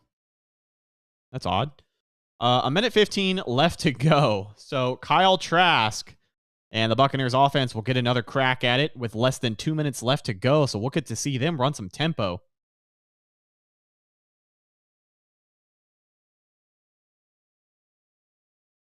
Kick is up and away. Man, that's a high punt. Trey Palmer back deep to return. He takes it from the 30-yard line, runs to the right side, cuts between tacklers across the 40. The 50 has blockers, and he'll run out of bounds at the other side of the 50. The Bucs are going to have great field position with 59 seconds left to work. Man, Trey Palmer has been the best wide receiver on the roster this preseason. Not even kidding. Red, I think at least half of America agrees words are difficult, given half of America can't pass an 8th grade literacy exam. I appreciate the positive reinforcement. Thank you. Thank you. I try my best, but sometimes I fumble. You know what I mean? Even Tom Brady didn't win every game. No name, no face. I like it. Great mentality. Here we go from the 41-yard line. Trask out of the shotgun, takes the snap, pressure coming, fires to the left side, finds Kalen Geiger, who makes the catch, and they're going to hurry up as the clock will continue to run. It's a pickup of maybe 3 yards. 48 seconds and rolling. Keyshawn Vaughn, the running back. Trask out of the shotgun with a man in motion. Takes the snap, drops back, looking, steps up in the pocket, fires to the end zone over the head of Raheem Jarrett, who was open. It'll stop the clock and bring up 3rd and 7. 36 seconds left to go in this first half of play. The Bucs up 4 points, 14-10, looking to extend their lead as they close in on the end zone here. Kyle Trask tonight, 10 for 16, 97 yards and a touchdown.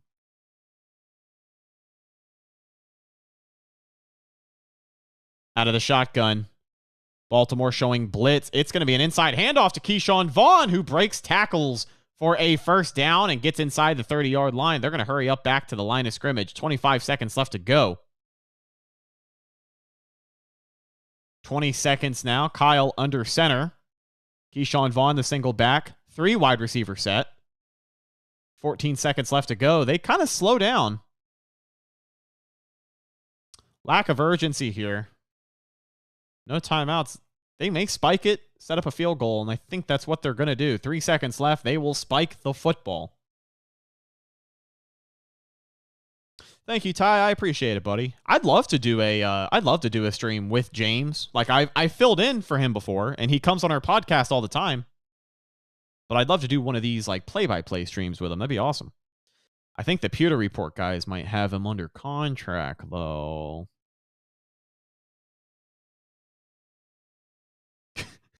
I don't know if I can sign off on coked up Trey Palmer, but I do like Speedy Gonzalez. Situational football, great example. The Bucs decide to take the points and take the touchdown lead instead of risk it for the biscuit and go up 2 possessions. You'll take points where you can get them in the regular season. And in a 2-minute warning, or I'm sorry, in a 2-minute drive, just like we saw with no timeouts, I think it was pretty good execution. Granted, the field position certainly helped, but a couple of first downs helped do the trick as well. And for McLaughlin, that'll do it for this first half of play. The kick is up and good. 17-10 now. They head back into the locker room for the halftime intermission. Here's Todd Bowles on the sideline.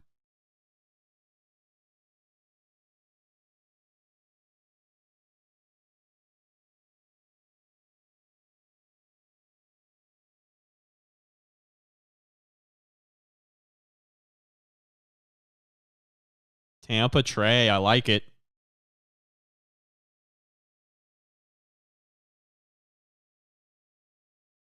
Todd Bowles admits it was a tough start for both sides of the football, but overall he's happy with what he saw tonight. Just guys trying to find a rhythm and go out there and execute well.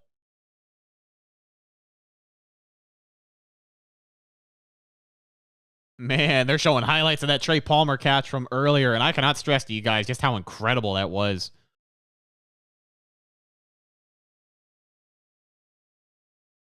I understood what you meant, Simo. It's funny. Don't get me wrong. It made me laugh. I just don't know if that's something they'd be allowed to call him on TV. You know what I mean? I think when I hear Joe Buck and Troy Aikman start calling a player that, then maybe I can do it. But I don't know if they would allow that.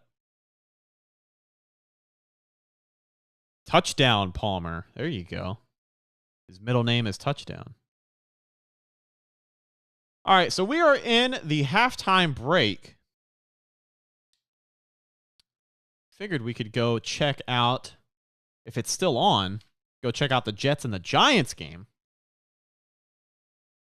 Washington currently up 21-13 over the Bengals. Trevor Siemian, the starter in that one, 14 for 23, 120-something yards and an interception.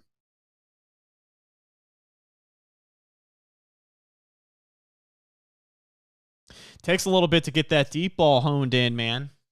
I agree, Daniel. There's been a lot of overthrows, and it has been frustrating, especially when these guys are open. But we had a former #1 overall pick who used to overthrow guys all the time. So it takes a little while to hone that thing in.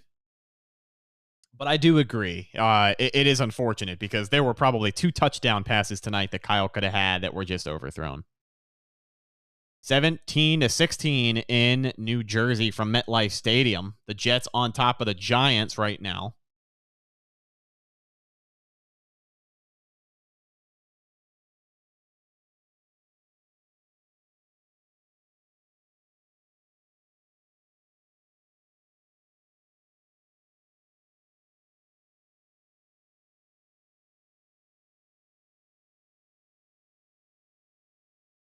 Oh, that's what the fourth quarter of a preseason game is going to look like. Dropped passes all over the place. Jaguars on top of the Dolphins 17-6.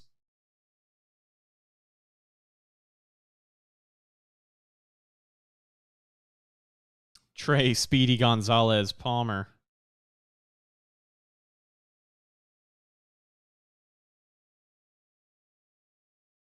What else is on? IMG Academy versus St. Joseph Prep is on ESPN2.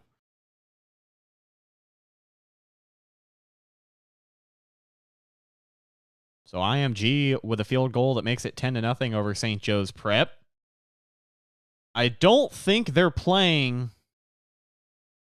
in Florida. If they were, IMG about an hour away from me. Maybe less. Maybe actually less since I've moved. The Geico High School kickoff, Florida versus Pennsylvania. Some college football on as well. Ohio Bobcats, San Diego State Aztecs, the UMass Minutemen taking on New Mexico State. South Carolina State taking on Jackson State. The UTEP Miners taking on the Jacksonville State. Jacksonville State what? I thought they were the Sharks. But I guess they're not the Sharks. Interesting. The Hawaii Rainbow Warriors taking on Vanderbilt. Kind of a weak first opening weekend of college football. I will say, I think like the biggest game this weekend is LSU Florida State. Seems like they kind of saved all their really good games for next week. In baseball, the Cardinals playing the Phillies right now. I'll give you a score update on that one. Phillies up 3-1 over St. Louis. And just for anyone joining us, still in the middle of a halftime intermission between the Bucs and the Ravens, getting some local weather outlooks from WFLA. It's going to be a crisp and clean 95 degrees tomorrow. Gotta love it. Gotta love it. They say it's going to rain all week, but I don't believe them on that either. I don't believe them on that. Yeah, Ty, I live about an hour from Bradenton, give or take. Maybe 45 minutes from Bradenton if I jump on 75.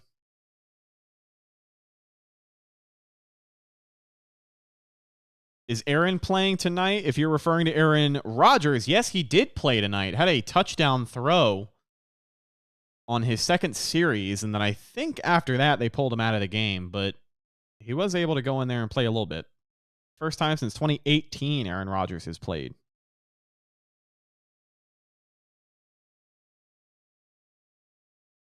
Trey palm trees.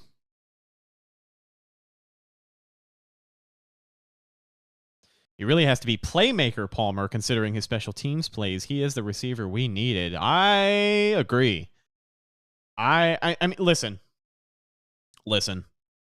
I like to refer to this as what we call the Kenny Bell effect, where, you know, we all get really hyped up on a guy preseason and then regular season he doesn't show up. But the jury is still out on Trey Palmer. And I got to say, he's checking all the boxes for me. I like what he has shown us. He has been consistent. He's going out there and basically been the best wide receiver on the field 3 weeks in a row. Although Raheem Jarrett did have that huge game against the Jets, Palmer still stole the night with that deflected touchdown pass. Trey Day 6. I lived like 30 minutes from Bradenton growing up. Just had to hop on I-75 North. Nice, man. Yep, the apartment I live in, I guess without giving away too much information, I literally jump on I-75 and then I take the crosstown every morning to go to work in Tampa. But it takes me about 15 minutes to get to Tampa from where I'm at. But yeah, my apartment is right next to I-75. Like, you leave my apartment, boom, you're on the interstate. Kenny Bell gives PTSD for Bucs fans. Yeah, that's a name a lot of us were familiar with at some point.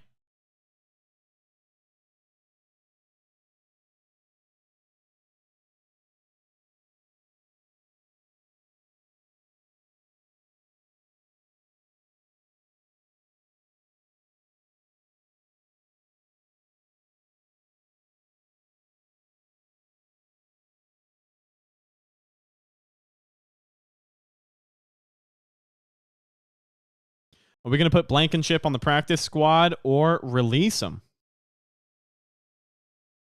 Good question. I think he's a practice squad guy, to be honest with you. I wouldn't be surprised if the Bucs hang on to him.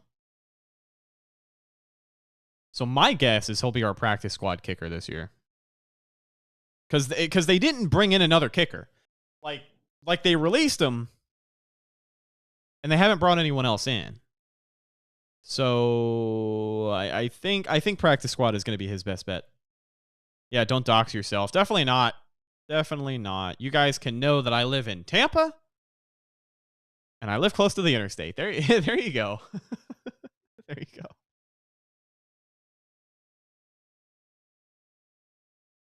Trey palming touchdowns. I like that.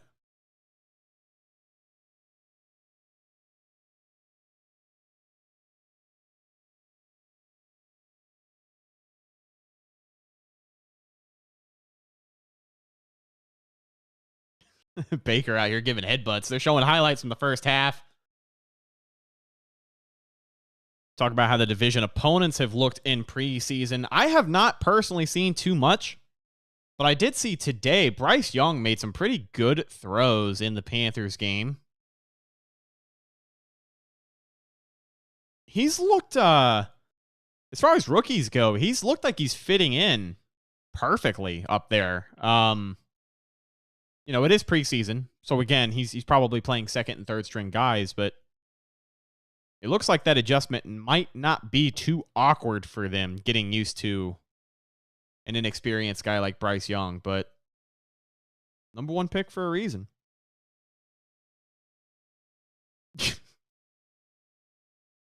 Rays beat the Yankees, and my favorite team, the Buccaneers, are winning. I'm hyped and so amped for Buccaneer football this season. I agree, Gio. I am excited. Always excited for a new season, but even more so this year, just because like we don't have. This is the first year in almost 4 years that we don't have a good idea of what this team's going to look like. We really don't. Like, people could predict 10 wins and they could be right. People could predict 2 wins and they could be right. You know, nobody was predicting 2, 3, 4 win seasons with Tom Brady. Nobody was predicting 8 win seasons with Tom Brady. So, like, the thing is, with this team not knowing what they look like or not knowing what to expect with this team, it kind of makes it more fun, you know?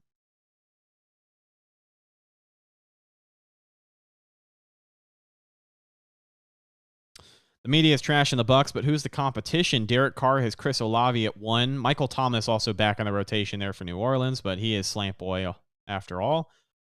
Desmond Ridder for the Falcons, a rookie with the Panthers. Desmond Ridder and the Falcons, I hate to say it, but I think they could be an underrated offense. I don't think they're going to be fighting for the division, but I do think they're going to be a productive offense.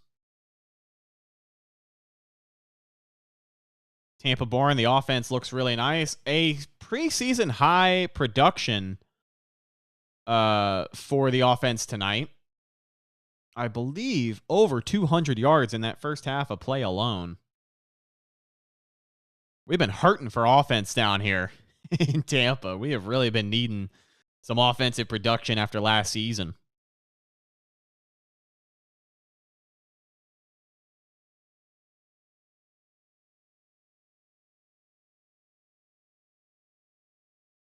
Also, guys, in the middle of a commercial break, as we await the start of the third quarter, more Kyle Trask at quarterback.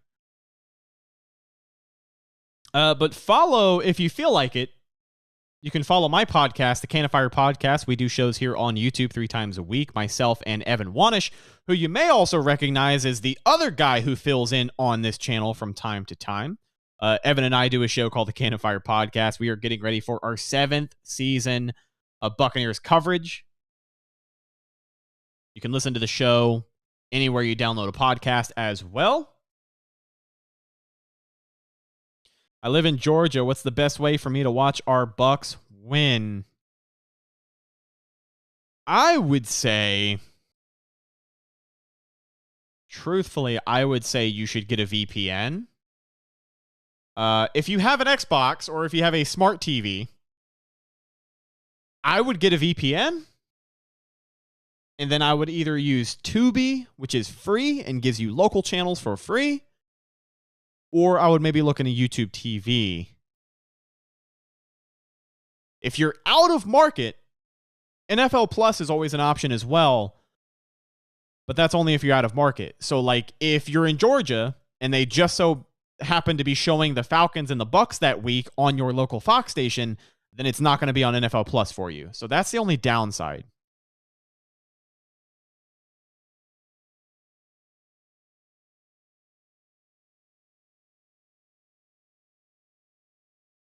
Jake Camarda ready to kick this one away and start the second half of this football game. Hey, I was watching Bucs games on the antennas up until a few years ago. So no disrespect to that approach. You got to do what you got to do. So the Ravens will take over on offense from their own 25-yard line.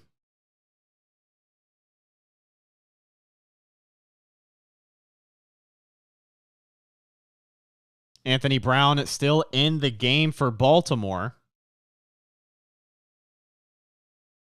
Lost a fumble so far tonight.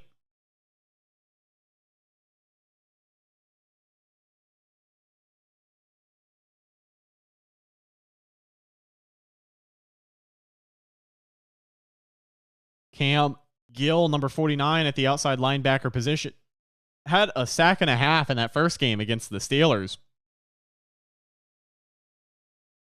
Out of the shotgun, inside handoff now for Baltimore. Owen Wright goes up the gut, picks up maybe 2 yards. It'll be second down. Greg Gaines, Will Golston still in the game along that defensive line. Yaya Diaby playing the other outside linebacker position. J.J. Russell in the game at linebacker. All eyes on number 49, Cam Gill. 2nd and 8 now out of the shotgun. 4 wide receiver set. Brown takes the snap, pressure coming, steps up, fires over the middle, overthrows his receiver. Covered by Jonathan Isaac and Nolan Turner. I have NFL Plus and can watch the Bucs games on it. More fun on this channel, though. Are you if you're in Tampa and your NFL Plus allows you to watch Bucs games, then that's awesome, because I got NFL Plus last year, and week 1 I was not able to watch the game on NFL Plus, and I was very angry, so I canceled it. 3rd and 8 out of the shotgun now. Anthony Brown. Bucs showing blitz. They bring the pressure. Pressure coming. And he's going to go down. Man, 3 Tampa Bay Buccaneers there for the sack, but I think they're going to give it to Will Golston. Pressure was all over on that one. Will Golston still playing in the 3rd quarter of this game. That's been common for him. He's been getting a lot of reps this preseason. Now, obviously, did not spend much of training camp at all with the team. I don't think he signed back with the Bucs until late July. So these are some much-needed reps, even though he is a 10-plus year NFL vet. Oh, Trey Palmer muffs the punt. He stays with it and is able to recover, but that's the first miscue I've seen of Trey Palmer so far this preseason. So we've talked a lot about how great of a wide receiver he is, but as far as a punt returner, that's the first miscue we have seen. We do have a flag, though. Let's see what the penalty is.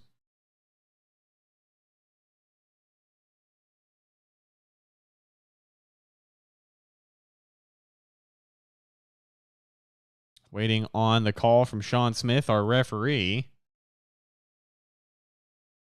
Really taking their time.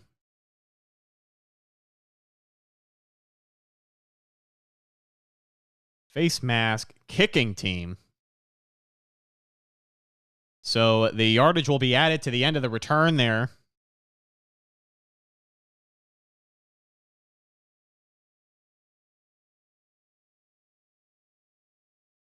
NFL Plus last year, I had the same problem. I also canceled because it would only play the radio broadcast. Yeah, that was frustrating. Like, why am I paying to watch all of these games when I can't even watch the one team that I want? Like, that's a flaw in the NFL Plus system. I don't know what they were thinking. I grew up in Tampa Bay but lived in LA since I was 15. I do miss Tampa Bay, though. I tell you what, buddy, if you're in LA, then you definitely are going to miss Tampa. But I've lived here my whole life, and I'm getting ready to move out because it's becoming a little bit too much like LA, if you catch my drift. Just way too many people moving here. It's getting way too expensive. It's getting hotter every year. And people are mean. People are mean. A lot of people down here are mean for some reason. I don't know why. I don't think it's anyone from Tampa. I think it's the people who move here from out of state, but yeah, people are mean. I just want to go somewhere where people aren't as mean.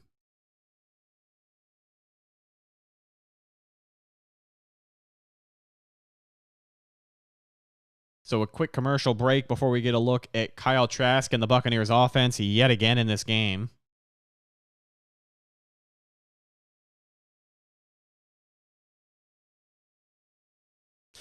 I think they just wanted to try some other guys out at punt return. Devin Tompkins is probably going to be your starting returner, but if there are better options on this team somewhere, then preseason's obviously going to be the time to try and see where they are. So I think that's all they're doing.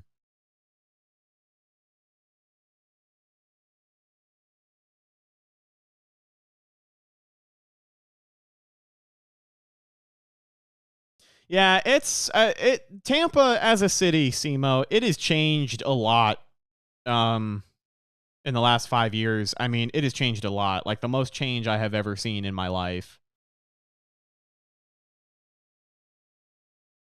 There's still nice people, though. There's nice people everywhere. You just got to find them.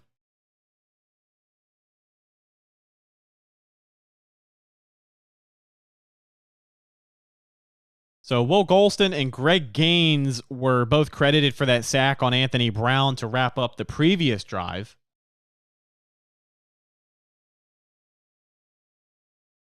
Jason Light now in the booth with Chris Myers and Rondé Barber.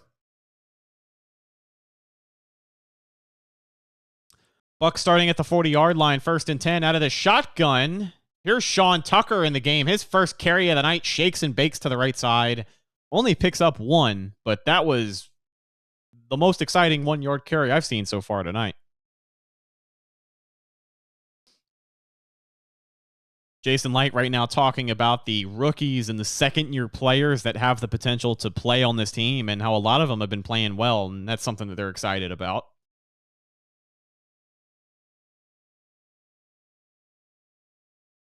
Second and 9 after the 1-yard game. Tucker still in the game. Trask out of the shotgun. 3 wide receiver set.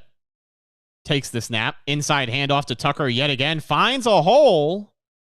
But he's going to be wrapped up from behind. He picks up maybe 6 yards. It'll be 3rd and short.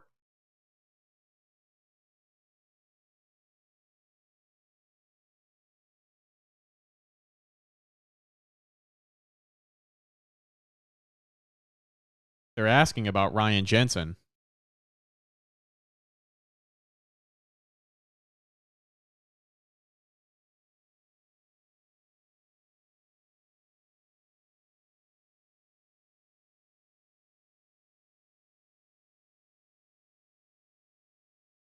Ooh, here's a nice throw and catch from David Moore.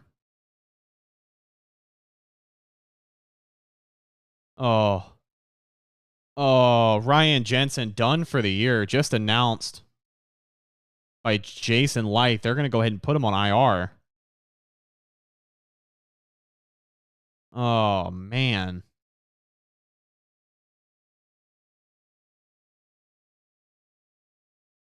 Yeah, Ryan Jensen. Oh.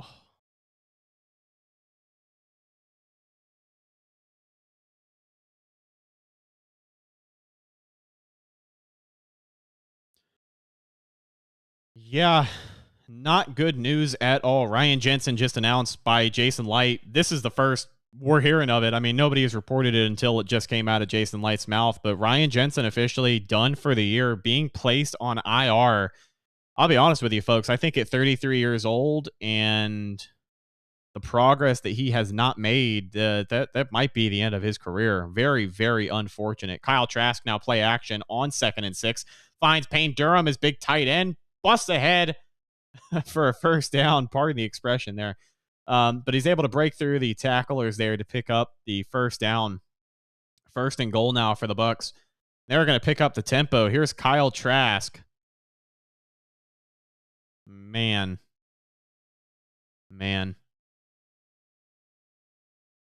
Trask out of the shotgun. Inside handoff to Sean Tucker, who picks up maybe 2-3 yards on 1st and goal. We'll get him a little bit closer. This season, Simo, he is done. Jason Light just announced that Ryan Jensen will be on IR for this season. He will not play at all in 2023. We talked about that actually on the Cannon Fire podcast a little bit earlier this week. The possibility that with Jensen not making any positive progress, obviously his injury being worse than we thought, but we had spoke on the idea that he may be done, and I think that may be the case. Definitely will not play in 2023. Tough situation. Trask under center in the red zone with a man in motion. That's Kalen Geiger. Oh, it's going to be a false start. That'll back up Tampa Bay.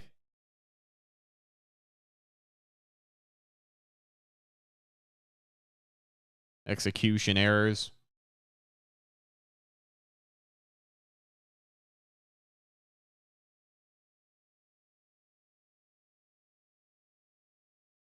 Oh, man, that really bummed me out.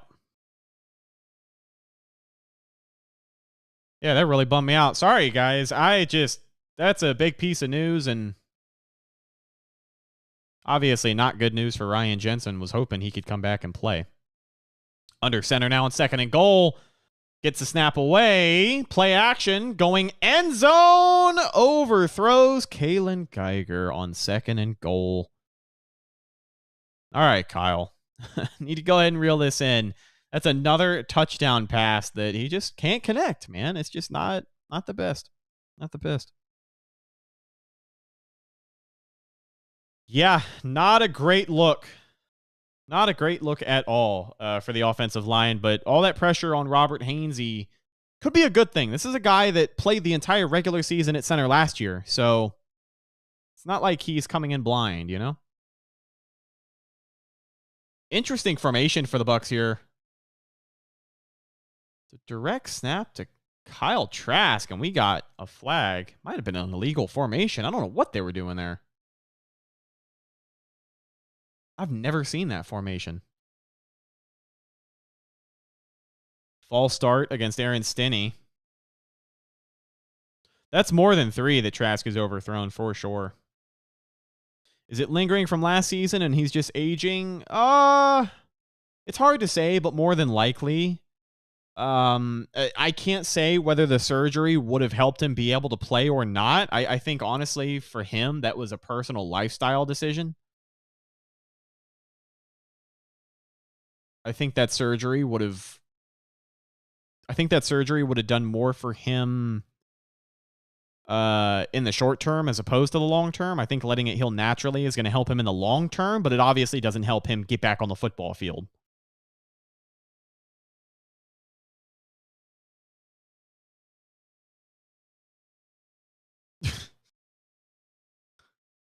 Third and goal now, out of the shotgun from the 16-yard line.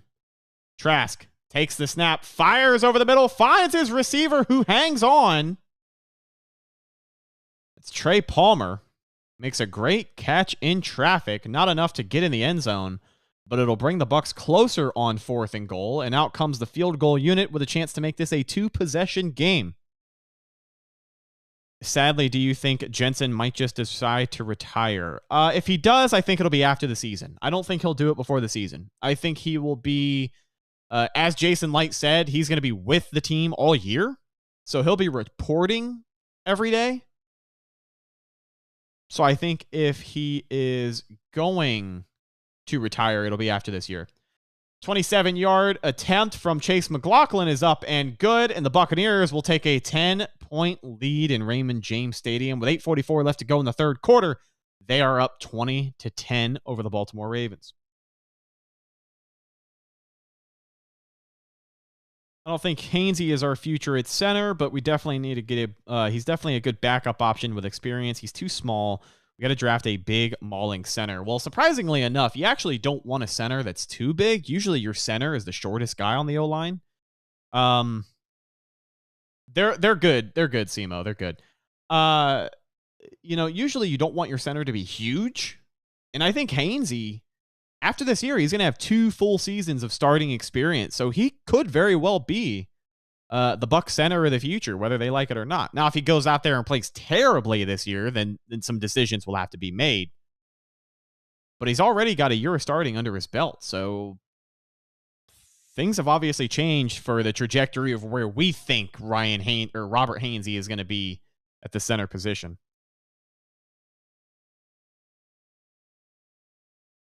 G Vegas, what's up, buddy? Financially, Jensen won't retire because he probably still has a salary injury or not. That is true. I think two years left. I think this is his second year. Yes, this is his second year on that 3-year contract the Bucs signed him to. So I'm not sure what the injury clause is or what that's going to look like. But I think if the Bucs don't want to have to eat any of that money, he's gonna not retire and fill out that paperwork until either that contract is up or they can figure out a way to get that money to him this coming offseason.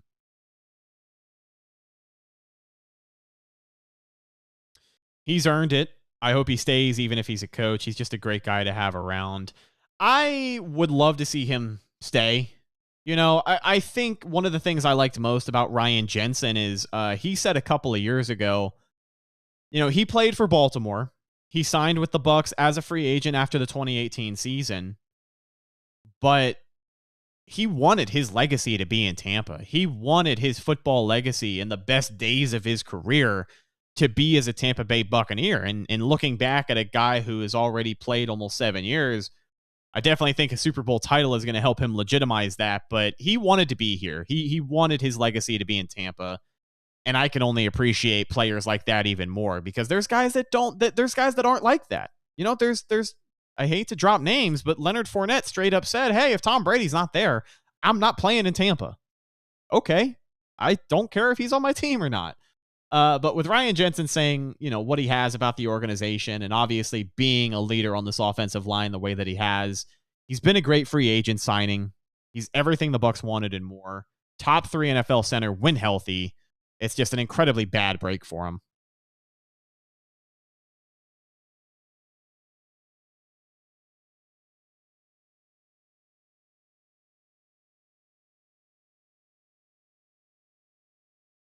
Mikey, what's up, man? Let's get to 100 likes. Let's do it. Only at 63 right now, but we got over 200 people watching. So just leave a thumbs up. Helps the channel, helps get the word out, and it doesn't cost you anything.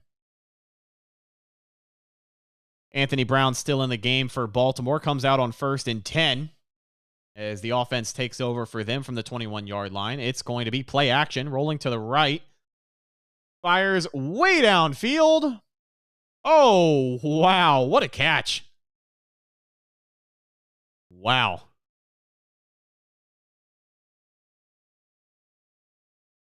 Dante Demius Jr., Nolan Turner.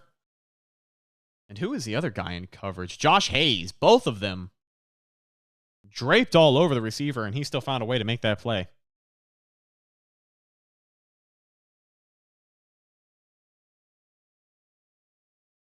Yeah, very true. Very true about Jensen.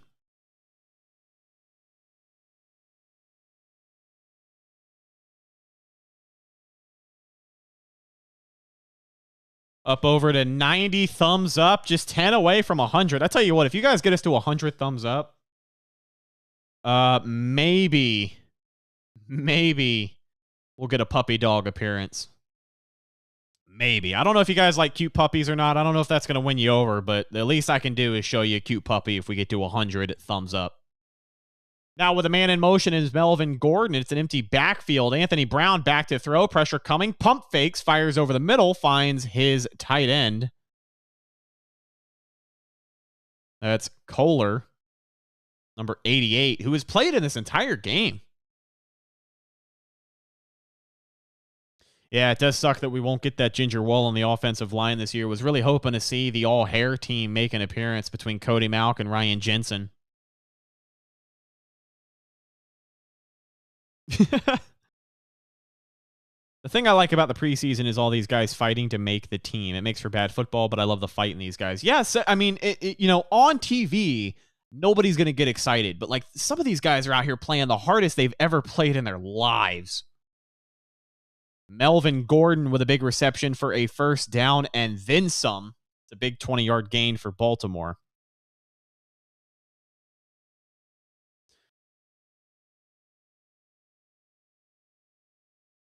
Where is the puppy? Are we at 100 likes? Hold on. Let me check. 99 thumbs up on my stream. Maybe I need to refresh. But she's sleeping. I'm looking at her sleeping right now. I don't want to wake her up, but she'll be okay. She doesn't mind it. From the 25-yard line, now on 1st and 10, out of the shotgun, Brown takes the snap for Baltimore. Steps up, and they are going to get him. Will Golston with his second sack of the night is able to trip him up on the shoelace tackle. Brown was trying to get away from pressure, and he just could not do it.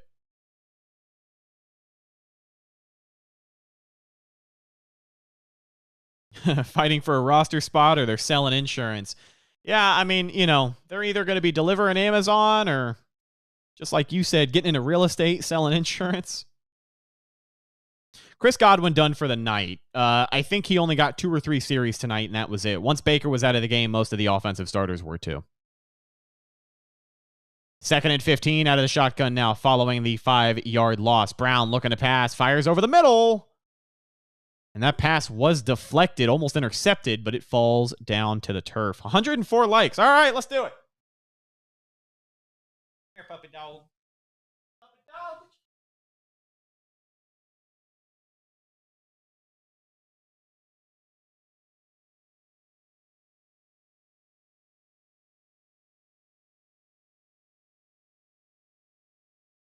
All right, puppy dog.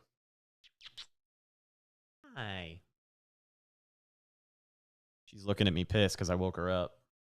Hey, puppy. 3rd and 15. Anthony Brown trying to scramble out of the backfield, but the Bucs are all over him. He gets maybe 2 yards. J.J. Russell, Cam Gill. Ulysses Gilbert there to make that tackle. This is Scout. She's a little wiener dog. She is 4 months old. She's my puppy. Here comes Justin Tucker on 4th down now to try and cut into the Buccaneers' 10-point lead. Make it a 1-possession game. She's so sleepy. 44 yards away on the right hash. Kick is up. And it is good. That is Justin Tucker. So what do you expect? You okay? Tired? You tired?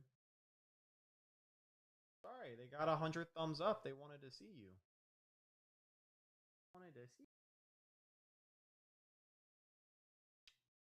He just wanted to say hi.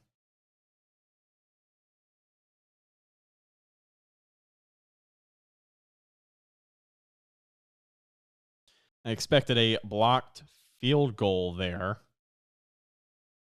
Would have been cool to see. But at least we're getting a competitive game, right? 1-score game, 3rd quarter of the preseason. Normally by this time, it's like a 2-possession game.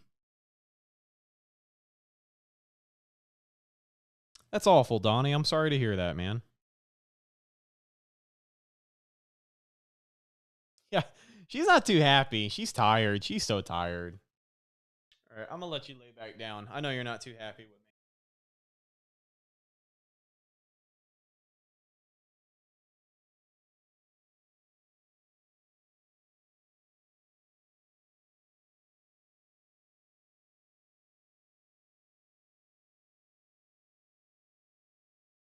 All right.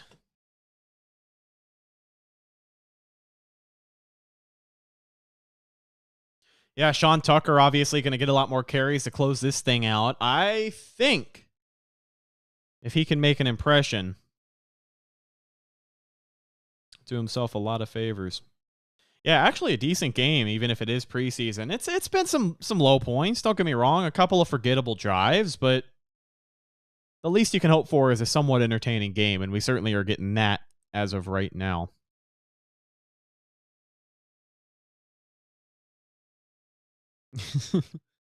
Yeah, she wasn't too happy, but she'll be all right. She can go sleep it off.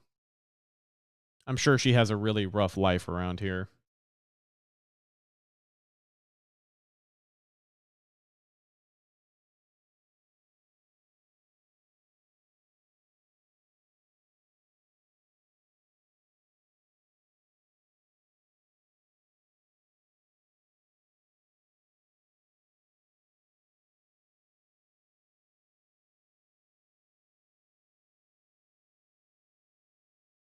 Where is Kurt Warner's son? Good question. Have not seen him yet tonight. He still obviously has the rest of the second half to play, so I think we will see him.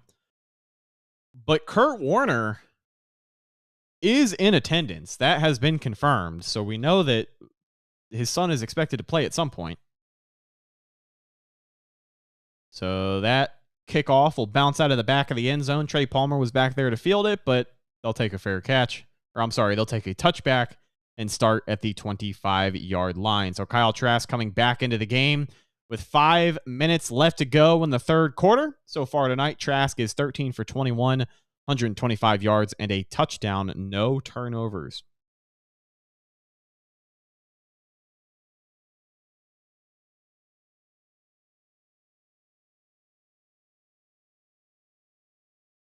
Trask under center. Wide receiver in motion. Play action now. Finds his man downfield. That's Raheem Jarrett with a 1st down reception and then some.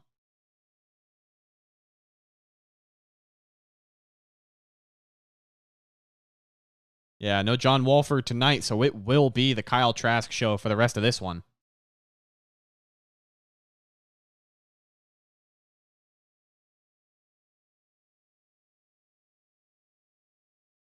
Out of the shotgun now. Sean Tucker in the game at running back. 3 wide receivers and a tight end. Trask. Inside handoff to Tucker. Finding blocks, and he won't get very far. Picks up maybe 3 yards.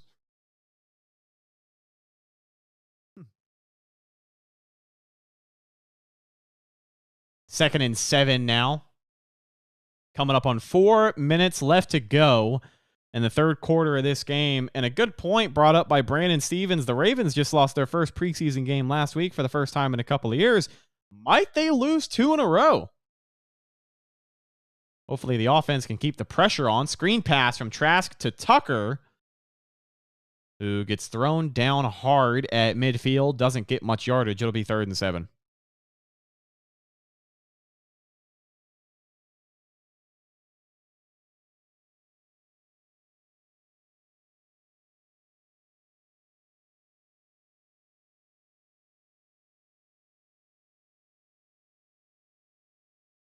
Third and 7. Big third down coming up. Trask out of the shotgun.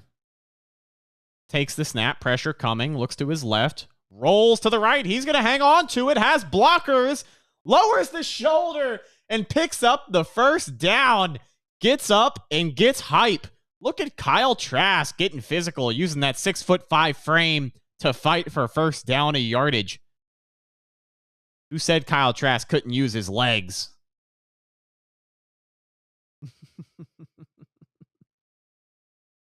And he's pumped after that one. 1st and 10 now after moving the chains. 2 minutes and 45 seconds left to go. Did any starters play tonight? Yes, they did. Chris Godwin had a touchdown pass caught from Baker Mayfield. Rashad White played well, had 39 yards on 6 carries, I think. Baltimore. Ooh, Baltimore is going to challenge the ruling, so this first down will be under review.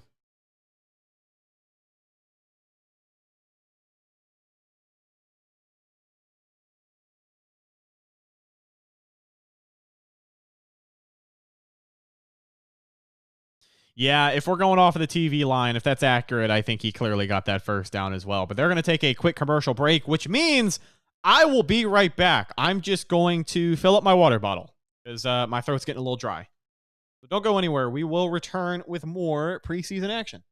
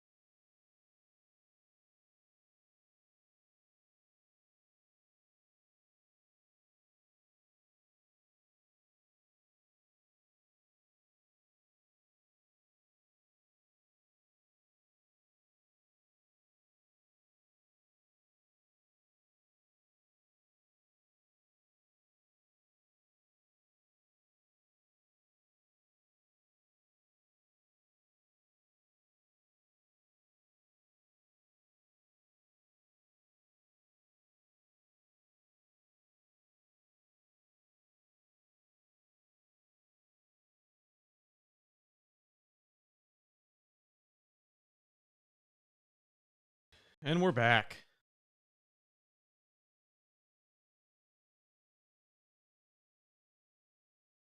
You think Walford will be on the 53-man roster?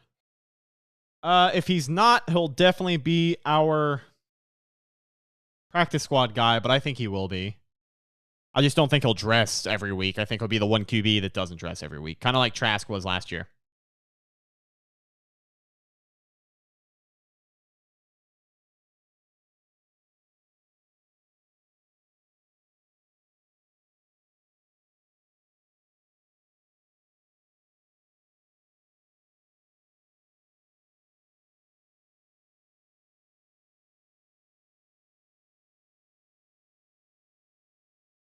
All right, so the rule, the call will stand, and it'll be a first down Bucs following the Kyle Trask scramble, and he earned that one. I think putting the shoulder down the way that he did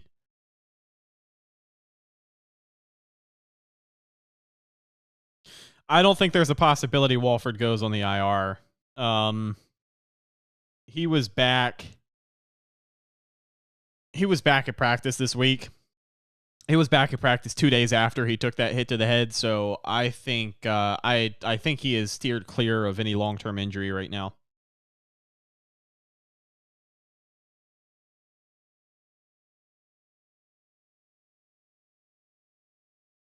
Patrick Laird in the game at running back tonight, replacing Sean Tucker. Kyle Trask still in the game. Takes the snap on shotgun. Inside handoff to Patrick Laird, who sheds a tackle and picks up maybe 3 yards. Yeah, the next game that the Bucs play after this one will be week 1 against the Minnesota Vikings. So Mike Evans will play, Chris Godwin will play, Rachaad White, Baker Mayfield. Only 3 preseason games now. They moved away from 4 a couple of years ago. Empty backfield now. Kyle Trask set to throw on 2nd and 8. Takes the snap. Pressure coming. Steps up in the pocket. Has time. Rolls to the right. Still looking. And he's going to throw it out of bounds. I think that's the most time that Kyle's had all night.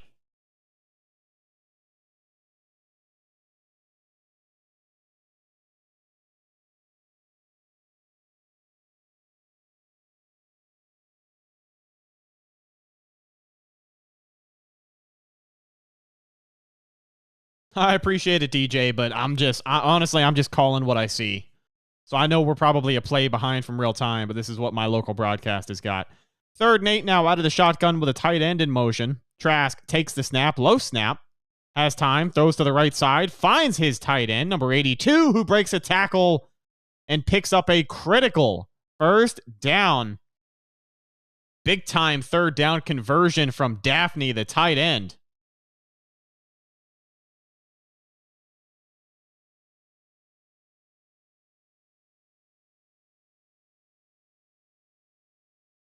First and 10 yet again. Sean Tucker back in the game at running back. Cade Warner also in the game at wide receiver.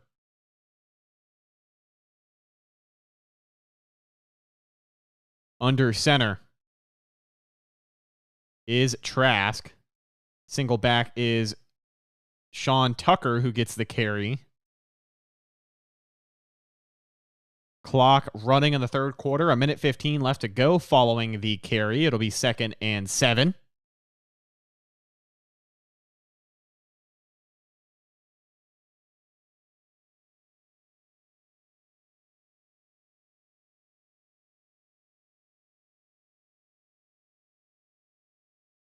Sean Tucker still in the game. Now with a man in motion under center, single back, takes the snap on 2nd and 7. It's a handoff again to Sean Tucker, who finds a hole, breaks a tackle, and he'll be brought down hard, but some hard running to pick up maybe 4 yards there. 3rd and short.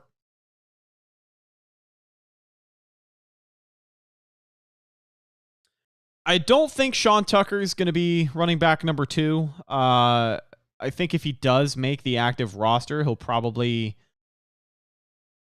get mixed in with Keyshawn Vaughn. I think Chase Edmonds is pretty surely going to be the running back too. But speaking of Sean Tucker, it's an inside handoff. He spins through a couple of defenders and picks up a 1st down and then some. As that'll bring us to the end of the 3rd quarter. The Buccaneers closing in on the red zone now, as the offense looks to muster up some more momentum to extend their lead in this one. 20-13 your score at the end of the 3rd quarter. The Bucs are going to make their way to the other end of the field.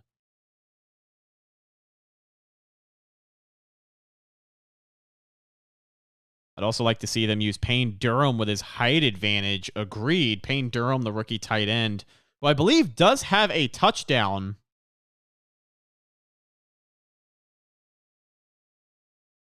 Not tonight, but I believe Payne Durham has a touchdown this preseason, if I'm not mistaken. David Wells was the tight end with a touchdown tonight from Kyle Trask.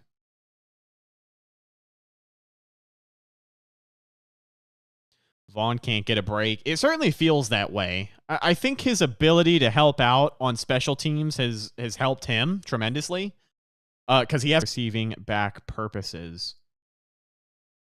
I think it'll be curious to see how they decide to use Chase Edmonds. I think it's going to be curious to see how they use this entire running back room, to be honest with you, because it's like in years past, when you had Leonard Fournette and you had Ronald Jones, for example, it was kind of like whoever had the hot hand that week.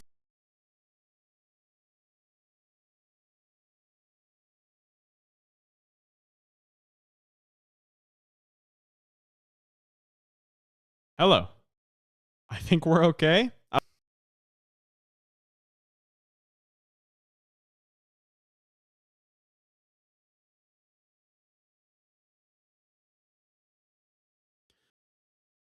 Here is Evan Wanish. RIP Bob Barker. Castellanos just homered by the way. Can you hear me? Oh, hello, hello. Hello, can you hear me? Hello, 1, 2, 3, 4. I see that we are back and forth, back and forth. We're dropping frames and then we're not. I usually don't have issues this long term. Usually when it happens, it's only for a couple of seconds at a time. But if you can hear me, let me know. Simo checking in, DJ, Nathaniel.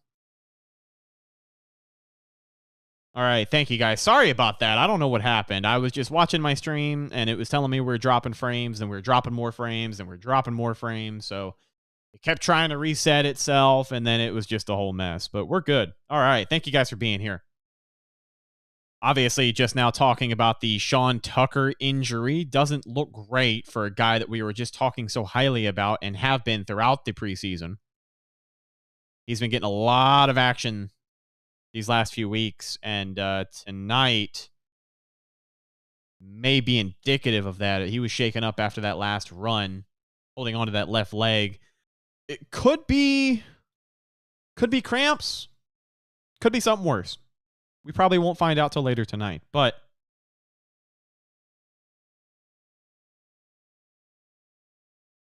there we go. There we go. Maybe I could go out there and fill in for Ryan Jensen. Some of that redhead magic.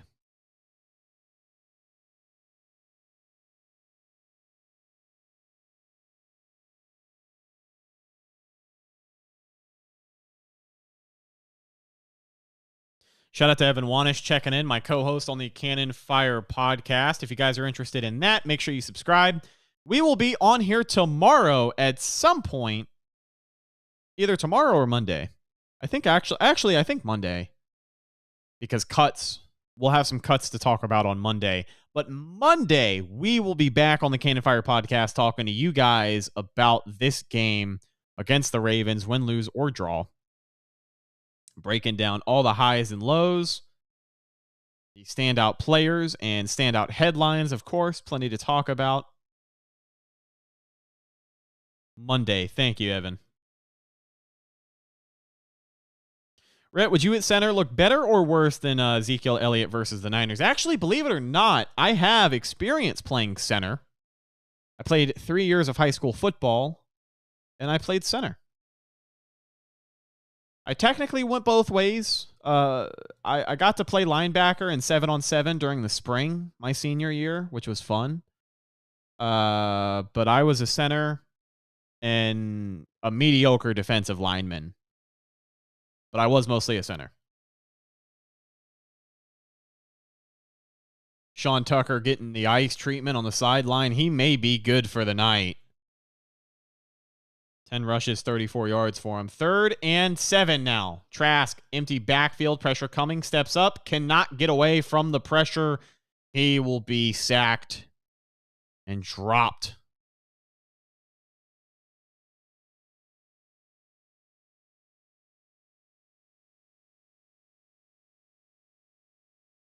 I played guard, but I haven't played since high school, and I'm 36 now. Probably not a good time to start my NFL career. Yeah, same here. You know, I'm only 24, but I have not played since I was 17. So it's been a little bit of a break.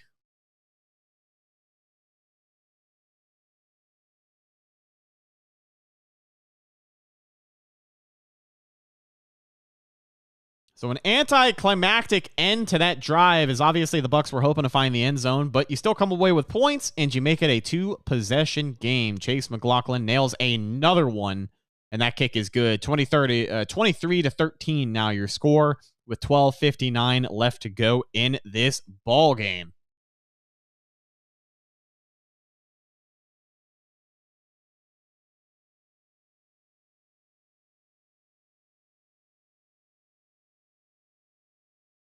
Thanks for dropping the link, Evan. Truly appreciate it, buddy. Actually, here's what I'm going to do. I'm going to go ahead. Actually, I can't do any of that.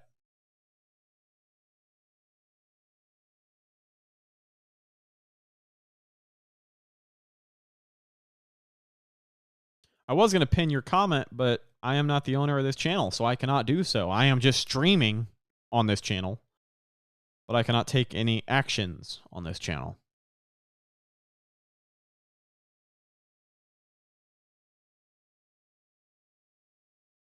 Shh, I don't want to speak too soon about the leg on Chase McLaughlin because he has looked great from 40 to 49 yards tonight, but I don't know.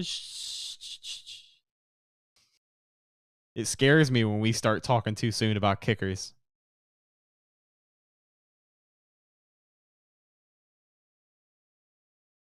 .22 and can run a sub-5 140-yard dash when I was 30 pounds heavier and can throw 30 to 40 yards. Thank you, Evan or James, one of you. I think Evan, probably Evan.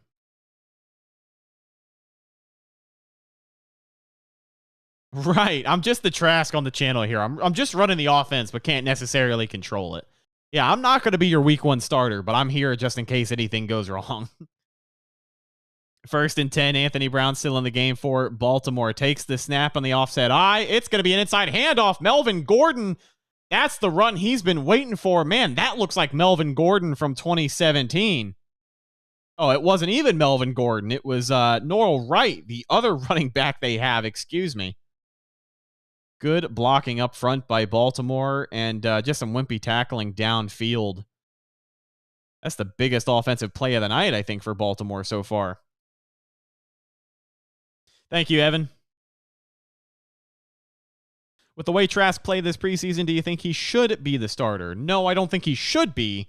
I think he's a fringe starter, but I don't think he has played better than Baker. And I know sample size is obviously a lot to do with that, but there were a couple of throws tonight from Kyle that he's probably just going to want back, and it's a couple of throws that a starting quarterback isn't going to be making.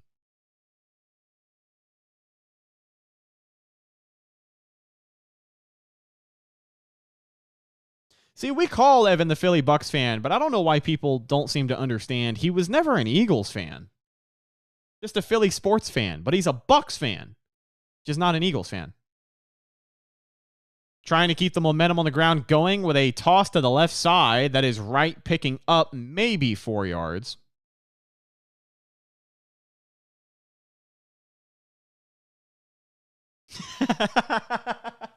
Exactly, Evan. I was waiting on it all night, man. We were making jokes about how he's playing this late into the preseason game, and when he finally makes a play, it's not even him. That's good.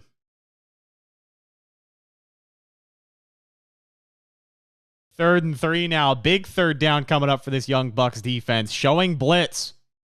Brown takes the snap out of the shotgun. Quick pass to the right. Wide open receiver is Wallace, who picks up the first down and gets tackled around the 15-yard line. So now Baltimore cooking in the red zone for the first time in a while.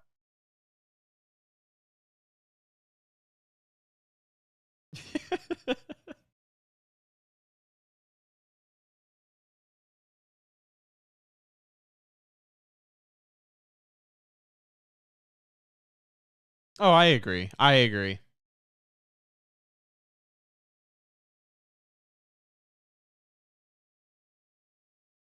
First and 10 from the 20-yard line. From the 15-yard line, excuse me. Inside handoff to Wright. He'll pick up maybe 2 yards.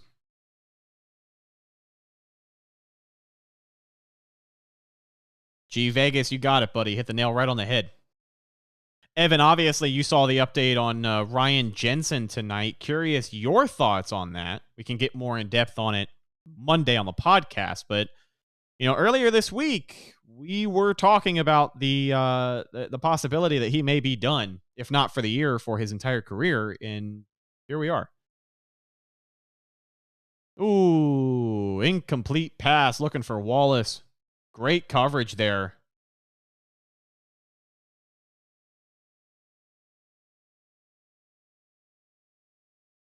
Third and 6 now.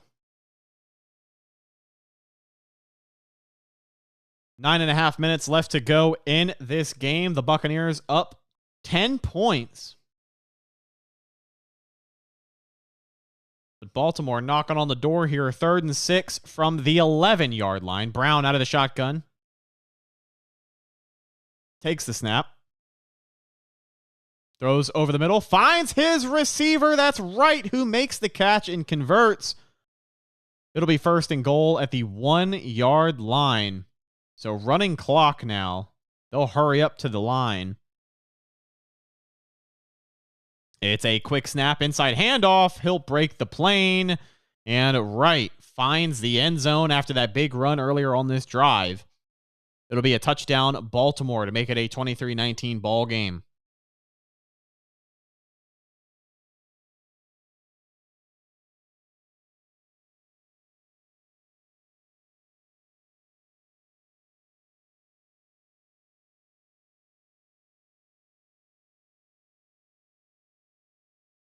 Justin Tucker now in the game to attempt the PAT for Baltimore and make this a 3-point game.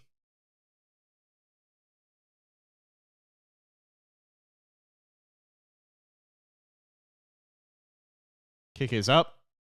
And it is right down the middle. 20-23 your score. Baltimore still trailing. The Buccaneers offense going to get another crack at it with Kyle Trask under center when they come back from break. Yeah, Simbo, give us a call sometime, buddy. I think our show on Monday, we may have the phones on. So whenever you're watching us live on YouTube, you'll see the phone number on the screen. Actually, I can just show you. It'll look just like this. So normally you can see me and Evan's smiling faces here, but sometimes we got a phone number on the screen just like that one with a meeting ID just like that one. And you can call us and join the show. So yeah, I think Monday we'll have the phones on. Matt Diaz, what's up, guys? Coming to you from the 20-yard line at Raymond James. Thanks for checking in, Matt. Some Buccaneers faithful, good friend of the podcast. Mikey Kelly, MK, also there. If I'm not mistaken. Who do you think should be on the roster, but more likely not due to other circumstances? Guy like Raheem Jarrett. He's showed up and made some plays this preseason.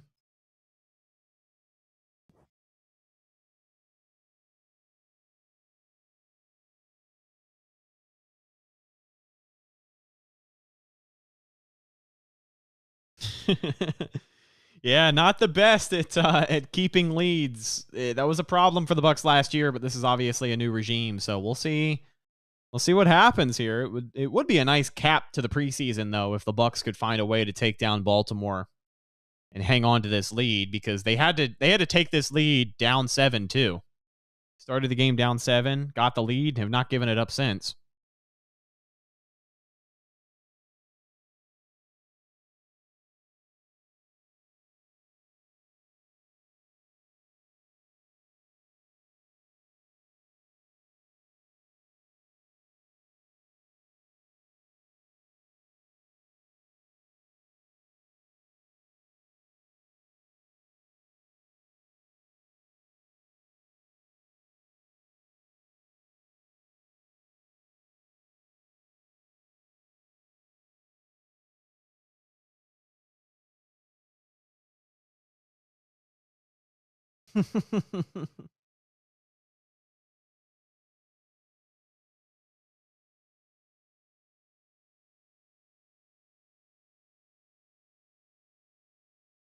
Remember your post about Madden, DJ.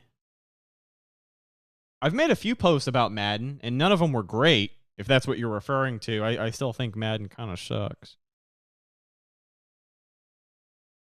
I believe I'm the only person to call from a 323 number on the Can of Fire podcast. Am I wrong? I don't know, to be honest with you. I'm not too sure.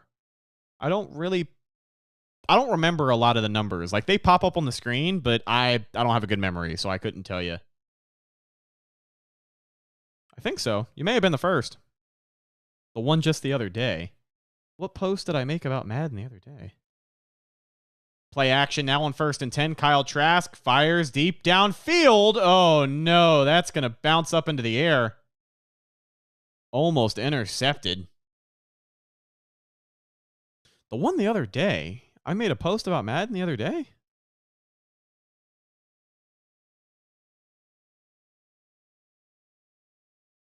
Oh, that's what you mean. Yes. On this channel. Sorry. On this channel, James did a Madden simulation of the 2023 season, and it put the Bucs at 1 win, 16 losses.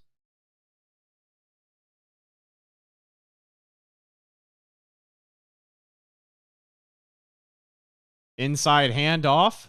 Oh, Patrick Laird, huge hole, hurdles over a defender, picks up the first down, and then some. What a play. Wow. Patrick Laird, that's his biggest run of the preseason for sure, and something to get the excitement going.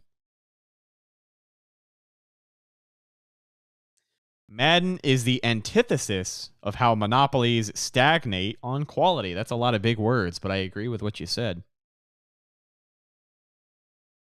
If that happens, at least we got the first pick. Yeah, no kidding. You go 1 in 16. There's no way you don't get Caleb Williams. Play action now for Trask on 1st and 10 from midfield, rolling to the left, gets the pass away, and Laird makes the catch. But he picks up maybe 2 yards. LeGarrette Lard. It's a 21-yard run. I think the longest run of the preseason I just read as well. So Laird's still in the game. Kyle Trask, Cade Warner out there as well. 2nd and 9, 7.5 minutes left to go in this game. It's all right, DJ. It happens. Under center now, Kyle Trask from the single back. Takes the snap. It's a handoff to Laird yet again. Finds a hole, breaks a tackle, but he's not going to get past the second wave of defenders that time. He'll be brought down after a short gain. CBS did a simulation, and we played KC in the Super Bowl again. CBS did a Madden simulation, and it had the Baker Mayfield Bucs making the Super Bowl? Man, oh man. You need to utilize Otten more. Guy has Velcro hands. I would like to see some more Cade Otten, and I think we will. Ooh, quick throw, but not enough there. Little off target. Looking for Cade Warner on 3rd and 5. That's not going to do it. And it looks like the offense is going to come off of the field now. Here comes the special teams group. Jake Camarda.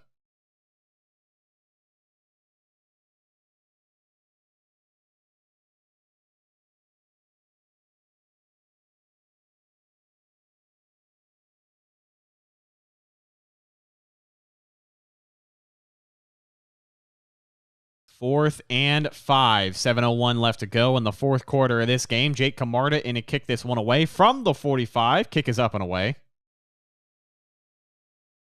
Oh. They tried some goal line magic there on special teams, but not good enough of a bounce, and it'll be a touchback.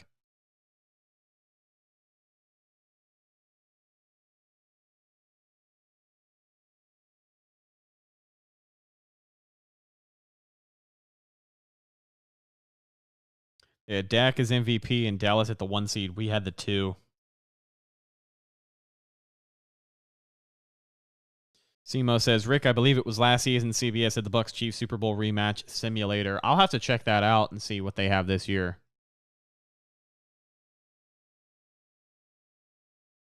Because I'm not saying I don't believe you.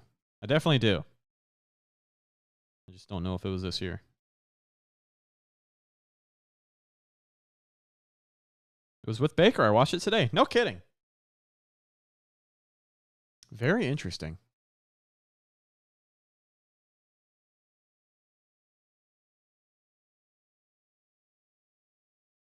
Well, if anything can show you what the duality of an NFL season looks like, it's probably going to be Madden.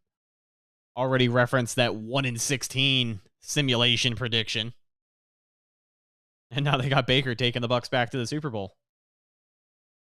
Both are possible. Both are very much possible.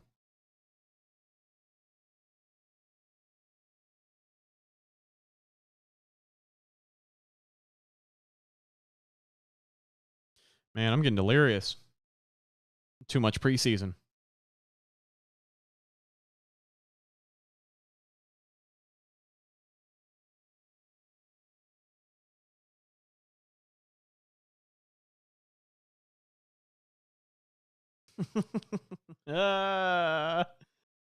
Man, I gotta tell you, one of my favorite things about the preseason broadcasts are the commercials that you do not see in the regular season. So like Channel 8 WFLA has the right to broadcast preseason games. They usually do not broadcast regular season Bucs games. WFLA is one of our local NBC news stations, but Fox 13 usually broadcasts most of the Bucs game during the season. So during the preseason, WFLA will go all out with their Bucs branding, including commercials, promos, their newscasts. Some of them are Bucs themed, and I just saw a pretty funny commercial about their weather app. And it's like, how do the Bucs get their weather? And then it shows all the players looking at a generic iPhone, and they're all like, wow, look at that app. That looks fantastic. And the poor acting is really what puts it over for me. But the small local stuff like that, it's charming in the best way. Olin Wright gets a handoff to the left side. He'll pick up maybe a yard. It'll be second down now.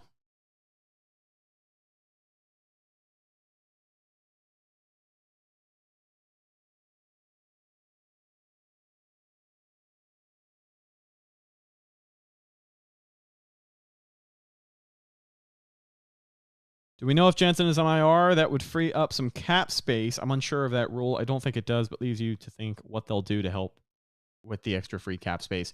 So he's not going to go on IR for a couple of days. So I'm not sure as of yet. Once he does officially go on IR, I do think some of that money clears up, but I don't know if it's going to be enough.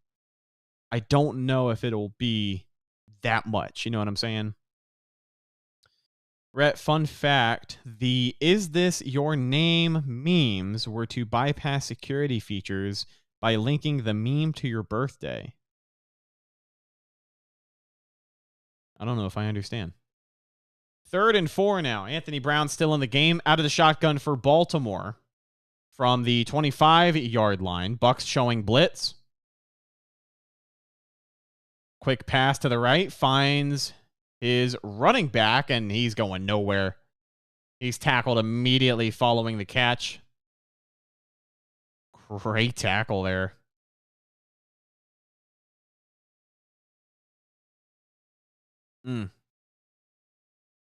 That is Chesley. The defensive back goes low and flips him up and over. It'll bring up 4th and 2.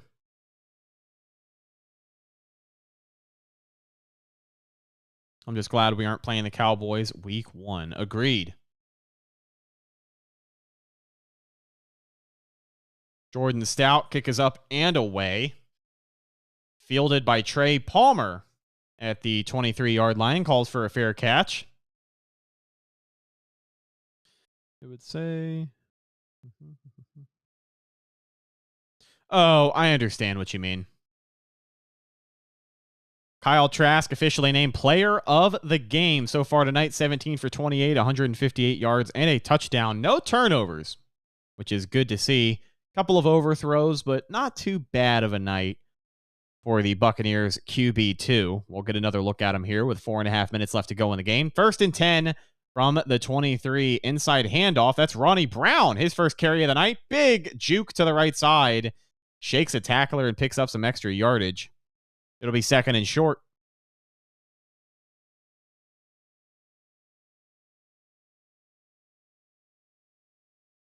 8-yard pickup there for Brown on the carry. The clock will continue to roll. 4:25 left to go in the game. Curious to see if the offense tries to play some clock management here. Hang on to the football. You're playing with the lead. Couple of first downs here, depending on how aggressive the Ravens want to approach this thing. This could be the ball game. Here's the snap, another inside handoff here, and Brown's going to go nowhere. He'll be wrapped up and dropped for a loss. Under 4 minutes left to go as the clock will continue to roll. 3rd and 3 here.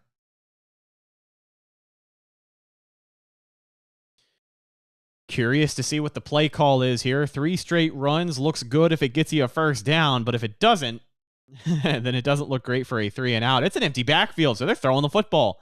Here is Kyle Trask now with a man in motion. It's Ronnie Brown. Takes the snap. Looks back at Brown. Has the catch and the first down. Finds some blockers down the sideline across midfield, and he'll be pushed out of bounds at the 45-yard line of the Baltimore Ravens. Good pickup there on the throw and catch from Trask to Brown.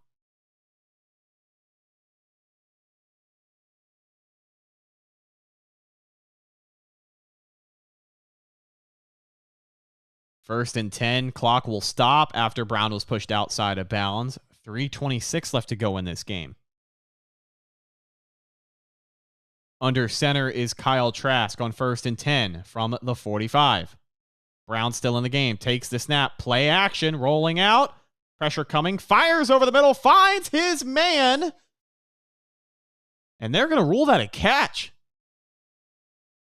That's Tala, the rookie tight end, number 84, able to make that catch. He's had a couple of big plays so far this preseason, and another one there to move the chains, keep this drive alive. 3 minutes left to go in the game. Bucs are rolling. Had to make an adjustment on that catch, too. I thought he was going to drop it, but great way to look it in and hang on.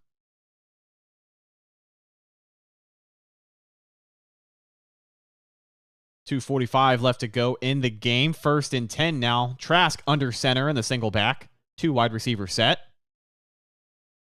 Baltimore bringing the pressure. It's going to be an inside handoff to Ronnie Brown, looking for somewhere to go, and he falls ahead for about 4 yards. Baltimore will take their second timeout of the game with 2:33 left to go in this contest. 2:35, excuse me.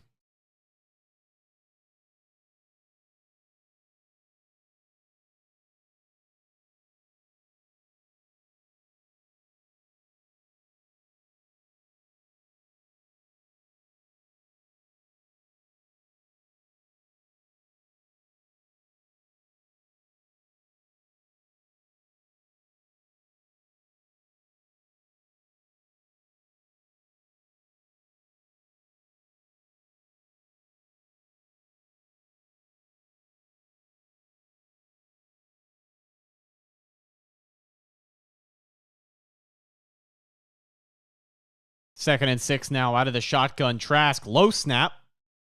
Hands it off to Ronnie Brown, who picks up a yard. It'll be 3rd and 5. Ronnie Brown made me think of Cardinal Williams. Ronnie Brown sounds like a running back name, doesn't it? Like, there's certain names in football that just sound like the position that they are. Like Tom Brady. I couldn't think of a Tom Brady playing any other position but quarterback. Randy Moss. I couldn't think of a guy named Randy Moss playing anything other than wide receiver. And like maybe it's just because of the reputation those players already have. But Ronnie Brown, like a no-name running back for the Bucs, sounds like a running back name.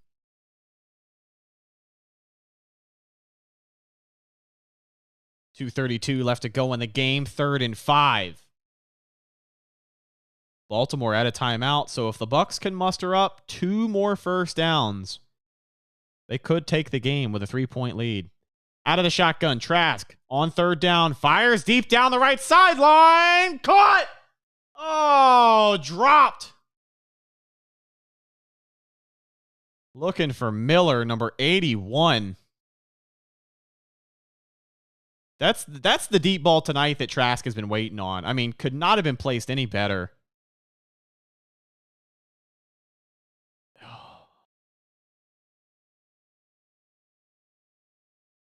man. Good ball by Trask, but just not enough to bring it in. Here comes the field goal unit. Chase McLaughlin on. Kick is up. And it is good. Really could not have been much better from 48 yards out. How about that? A productive night for Chase McLaughlin. And with 2 minutes and 19 seconds left to go, the Bucs will extend their lead to 6 points. 26-20. No timeouts left for Baltimore. So obviously the pressure going to be on their defense as they will have an opportunity to score and maybe take the game with a PAT. But this is where you look for this 13 Bucs defense to stand tall and hang on to this lead that they have secured. Baltimore Ravens on the brink of losing not just their first preseason. Well, I mean, they already did lose their first preseason game in 5 years last week, but on the brink of losing back-to-back preseason games for probably longer than that. Probably sounds like a running back name because the Dolphins also had a running back named Ronnie Brown. I wonder how many Ronnie Browns have played in the NFL. Probably a lot. With all due respect to Ronnie Brown, it's a little generic name, you know?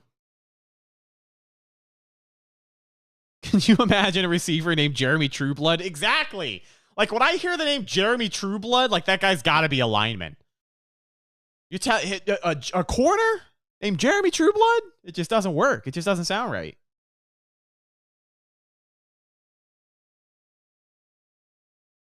Like, Trueblood could work on both sides of the line. You know, we have Jack Youngblood, one of the best D linemen of all time. So it's like, I get it. It just sounds like a lineman name. It's just tough.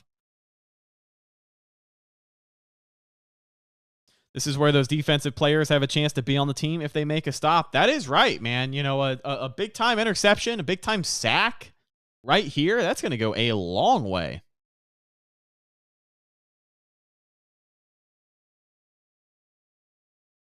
So there was a poll posed by WFLA to the viewers tonight. It was a QR code, and you could vote. And the question was, will the Bucs make the playoffs for the 4th straight season? 50% of people said yes. The other 50 said no. Oh, no. Oh, Dante Dinas Jr. with a huge catch. Biggest play of the night so far for Baltimore. That's exactly what they needed as they get to the 2-minute warning. Wow. Wow. Anthony McFarland sounds weird for a running back. I agree. So with 2 minutes left to go, the Ravens are obviously on the move. We'll take a quick break at the 2-minute warning, but the pressure is pressure just got turned up a little bit for this Buccaneers defense.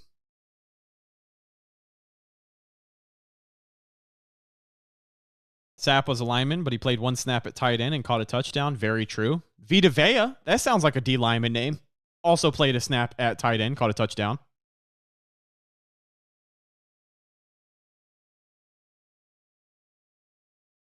Fun fact, Terry Bradshaw used the name Tom Brady as an alias name when checking into hotels for dinner, etc. So Tom Brady is definitely a QB name. I remember the first time I ever heard about that. That was actually a pretty cool bit of information. Just a crazy coincidence. You know what I mean? Like, he was using Tom Brady as an alias name back before anybody on the planet even knew who Tom Brady was.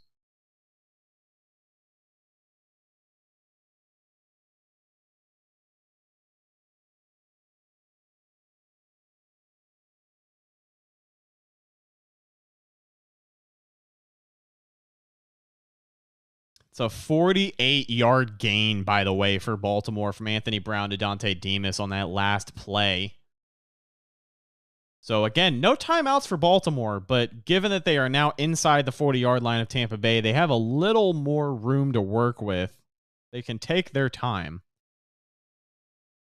But they're going to need a touchdown to tie this game up. They can't go out there and settle for a field goal. They're going to have to go end zone. So we'll see how aggressive they decide to get. The Dolphins and the Jaguars suspended the rest of tonight's game after Miami wide receiver Dawood Davis was carted off the field on a stretcher. So the second preseason game to be suspended Very scary injury. Obviously, hope the best for Daywood. Curious to see if that becomes, I don't want to say an issue, but curious to see if that's something that ends up happening in the regular season, because as we know, that game with DeMar Hamlin last year, they suspended that game, and it had some implications later on in the year.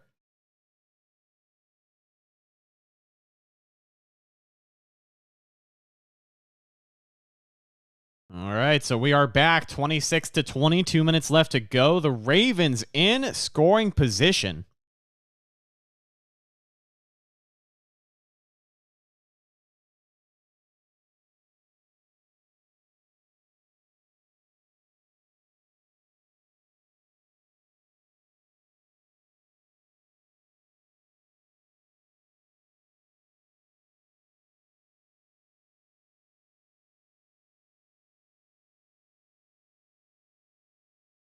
Oh, I forgot Minnesota got Brian Flores. They were going over where Minnesota was at, looking ahead for the Bucs as they play them on September 10th.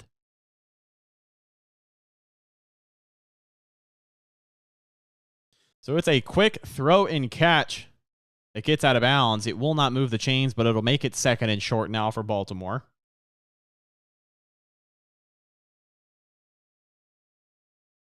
Yeah, G Vegas. I think a second bye week is a lot closer than some people expect. I know the collective bargaining agreement, they made all the changes, and it's going to take some time, but it's going to be something to consider. It'll be talked about at meetings next year for sure. Tristan Wirfs has already spoken about it. There's quite a few players that have been vocal about the necessity for a second bye week. And I think with 17 games, you're definitely going to need that.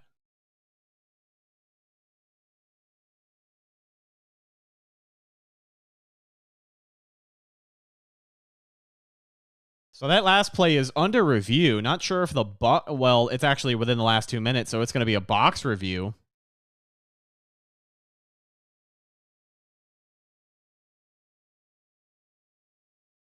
They're trying to figure out if the receiver maintained possession because he had to fight for the ball.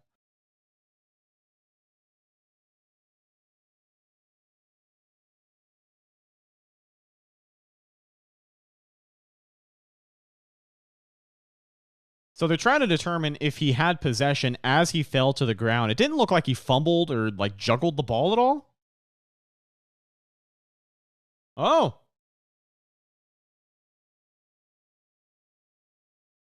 So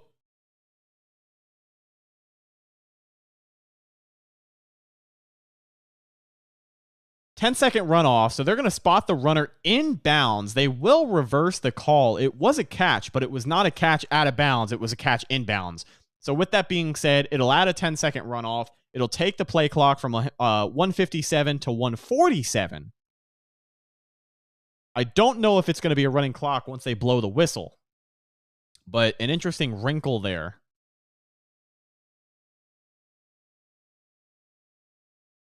Second and 5 now. Minute 45, running clock. Pressure is on. Anthony Brown out of the shotgun now for Baltimore. 3 wide receivers. Running back on his hip. Bucs bringing the extra pressure. Back to throw, and miscommunication there. He was looking for his running back on the wheel route to the left, and Wright just didn't even turn around. He wasn't even looking for the football. 3rd and 5 with 1:29 left to go. This is obviously a huge third down, because if they do not convert, that is their last chance. Curious to see how aggressive here. Are they going end zone, or are they playing for the first down? 3rd and 5 now, out of the shotgun. Brown fires over the middle. They are going to convert. Sean Ryan makes the catch, the tight end.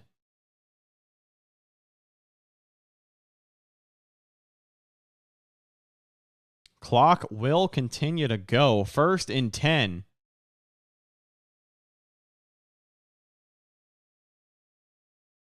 Minute left to go. Out of the shotgun now. From the 14-yard line of Tampa Bay, Brown takes the snap. Pressure coming, steps up in the pocket. He's going to scramble, and he'll be brought down behind the line of scrimmage. So the clock will continue to roll in what will technically be a sack. 43 seconds left to go. 2nd and 11 now. Out of the shotgun, trying to hurry up to the line is Baltimore. 35 seconds now in the game. Takes the snap. Pressure coming on the left side. Brown going to scramble. Goes to his left. Tried to hit right, and he was covered. Could not hit him. That pass will fall incomplete. 29 seconds left to go in the game. It is now 3rd and 11. Is there overtime in preseason? I don't think so. No. I'm pretty sure they just tie. But 26-20, so the Bucs obviously still have a chance to hang on to this lead. Baltimore cannot tie the game without a touchdown. So they're playing for the end zone here. 3rd and 11. Out of the shotgun. On the ropes. Takes the snap. Pressure coming. Fires over the middle. And that's going to fall incomplete. 25 seconds left to go. 4th and 11. This is it for Baltimore.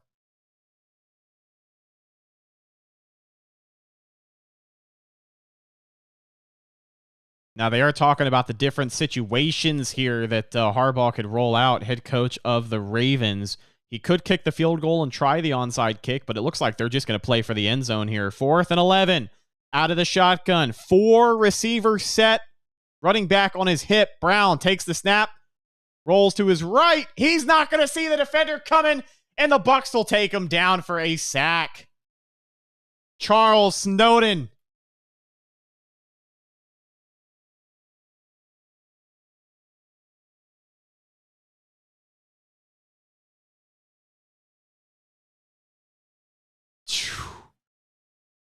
Charles Snowden gets right by the left tackle, makes a great pass rush move, and gets the sack. That will be the game. 19 seconds left to go, but hard to believe the Bucs are going to do anything other than come out here and take a knee and wrap this thing up.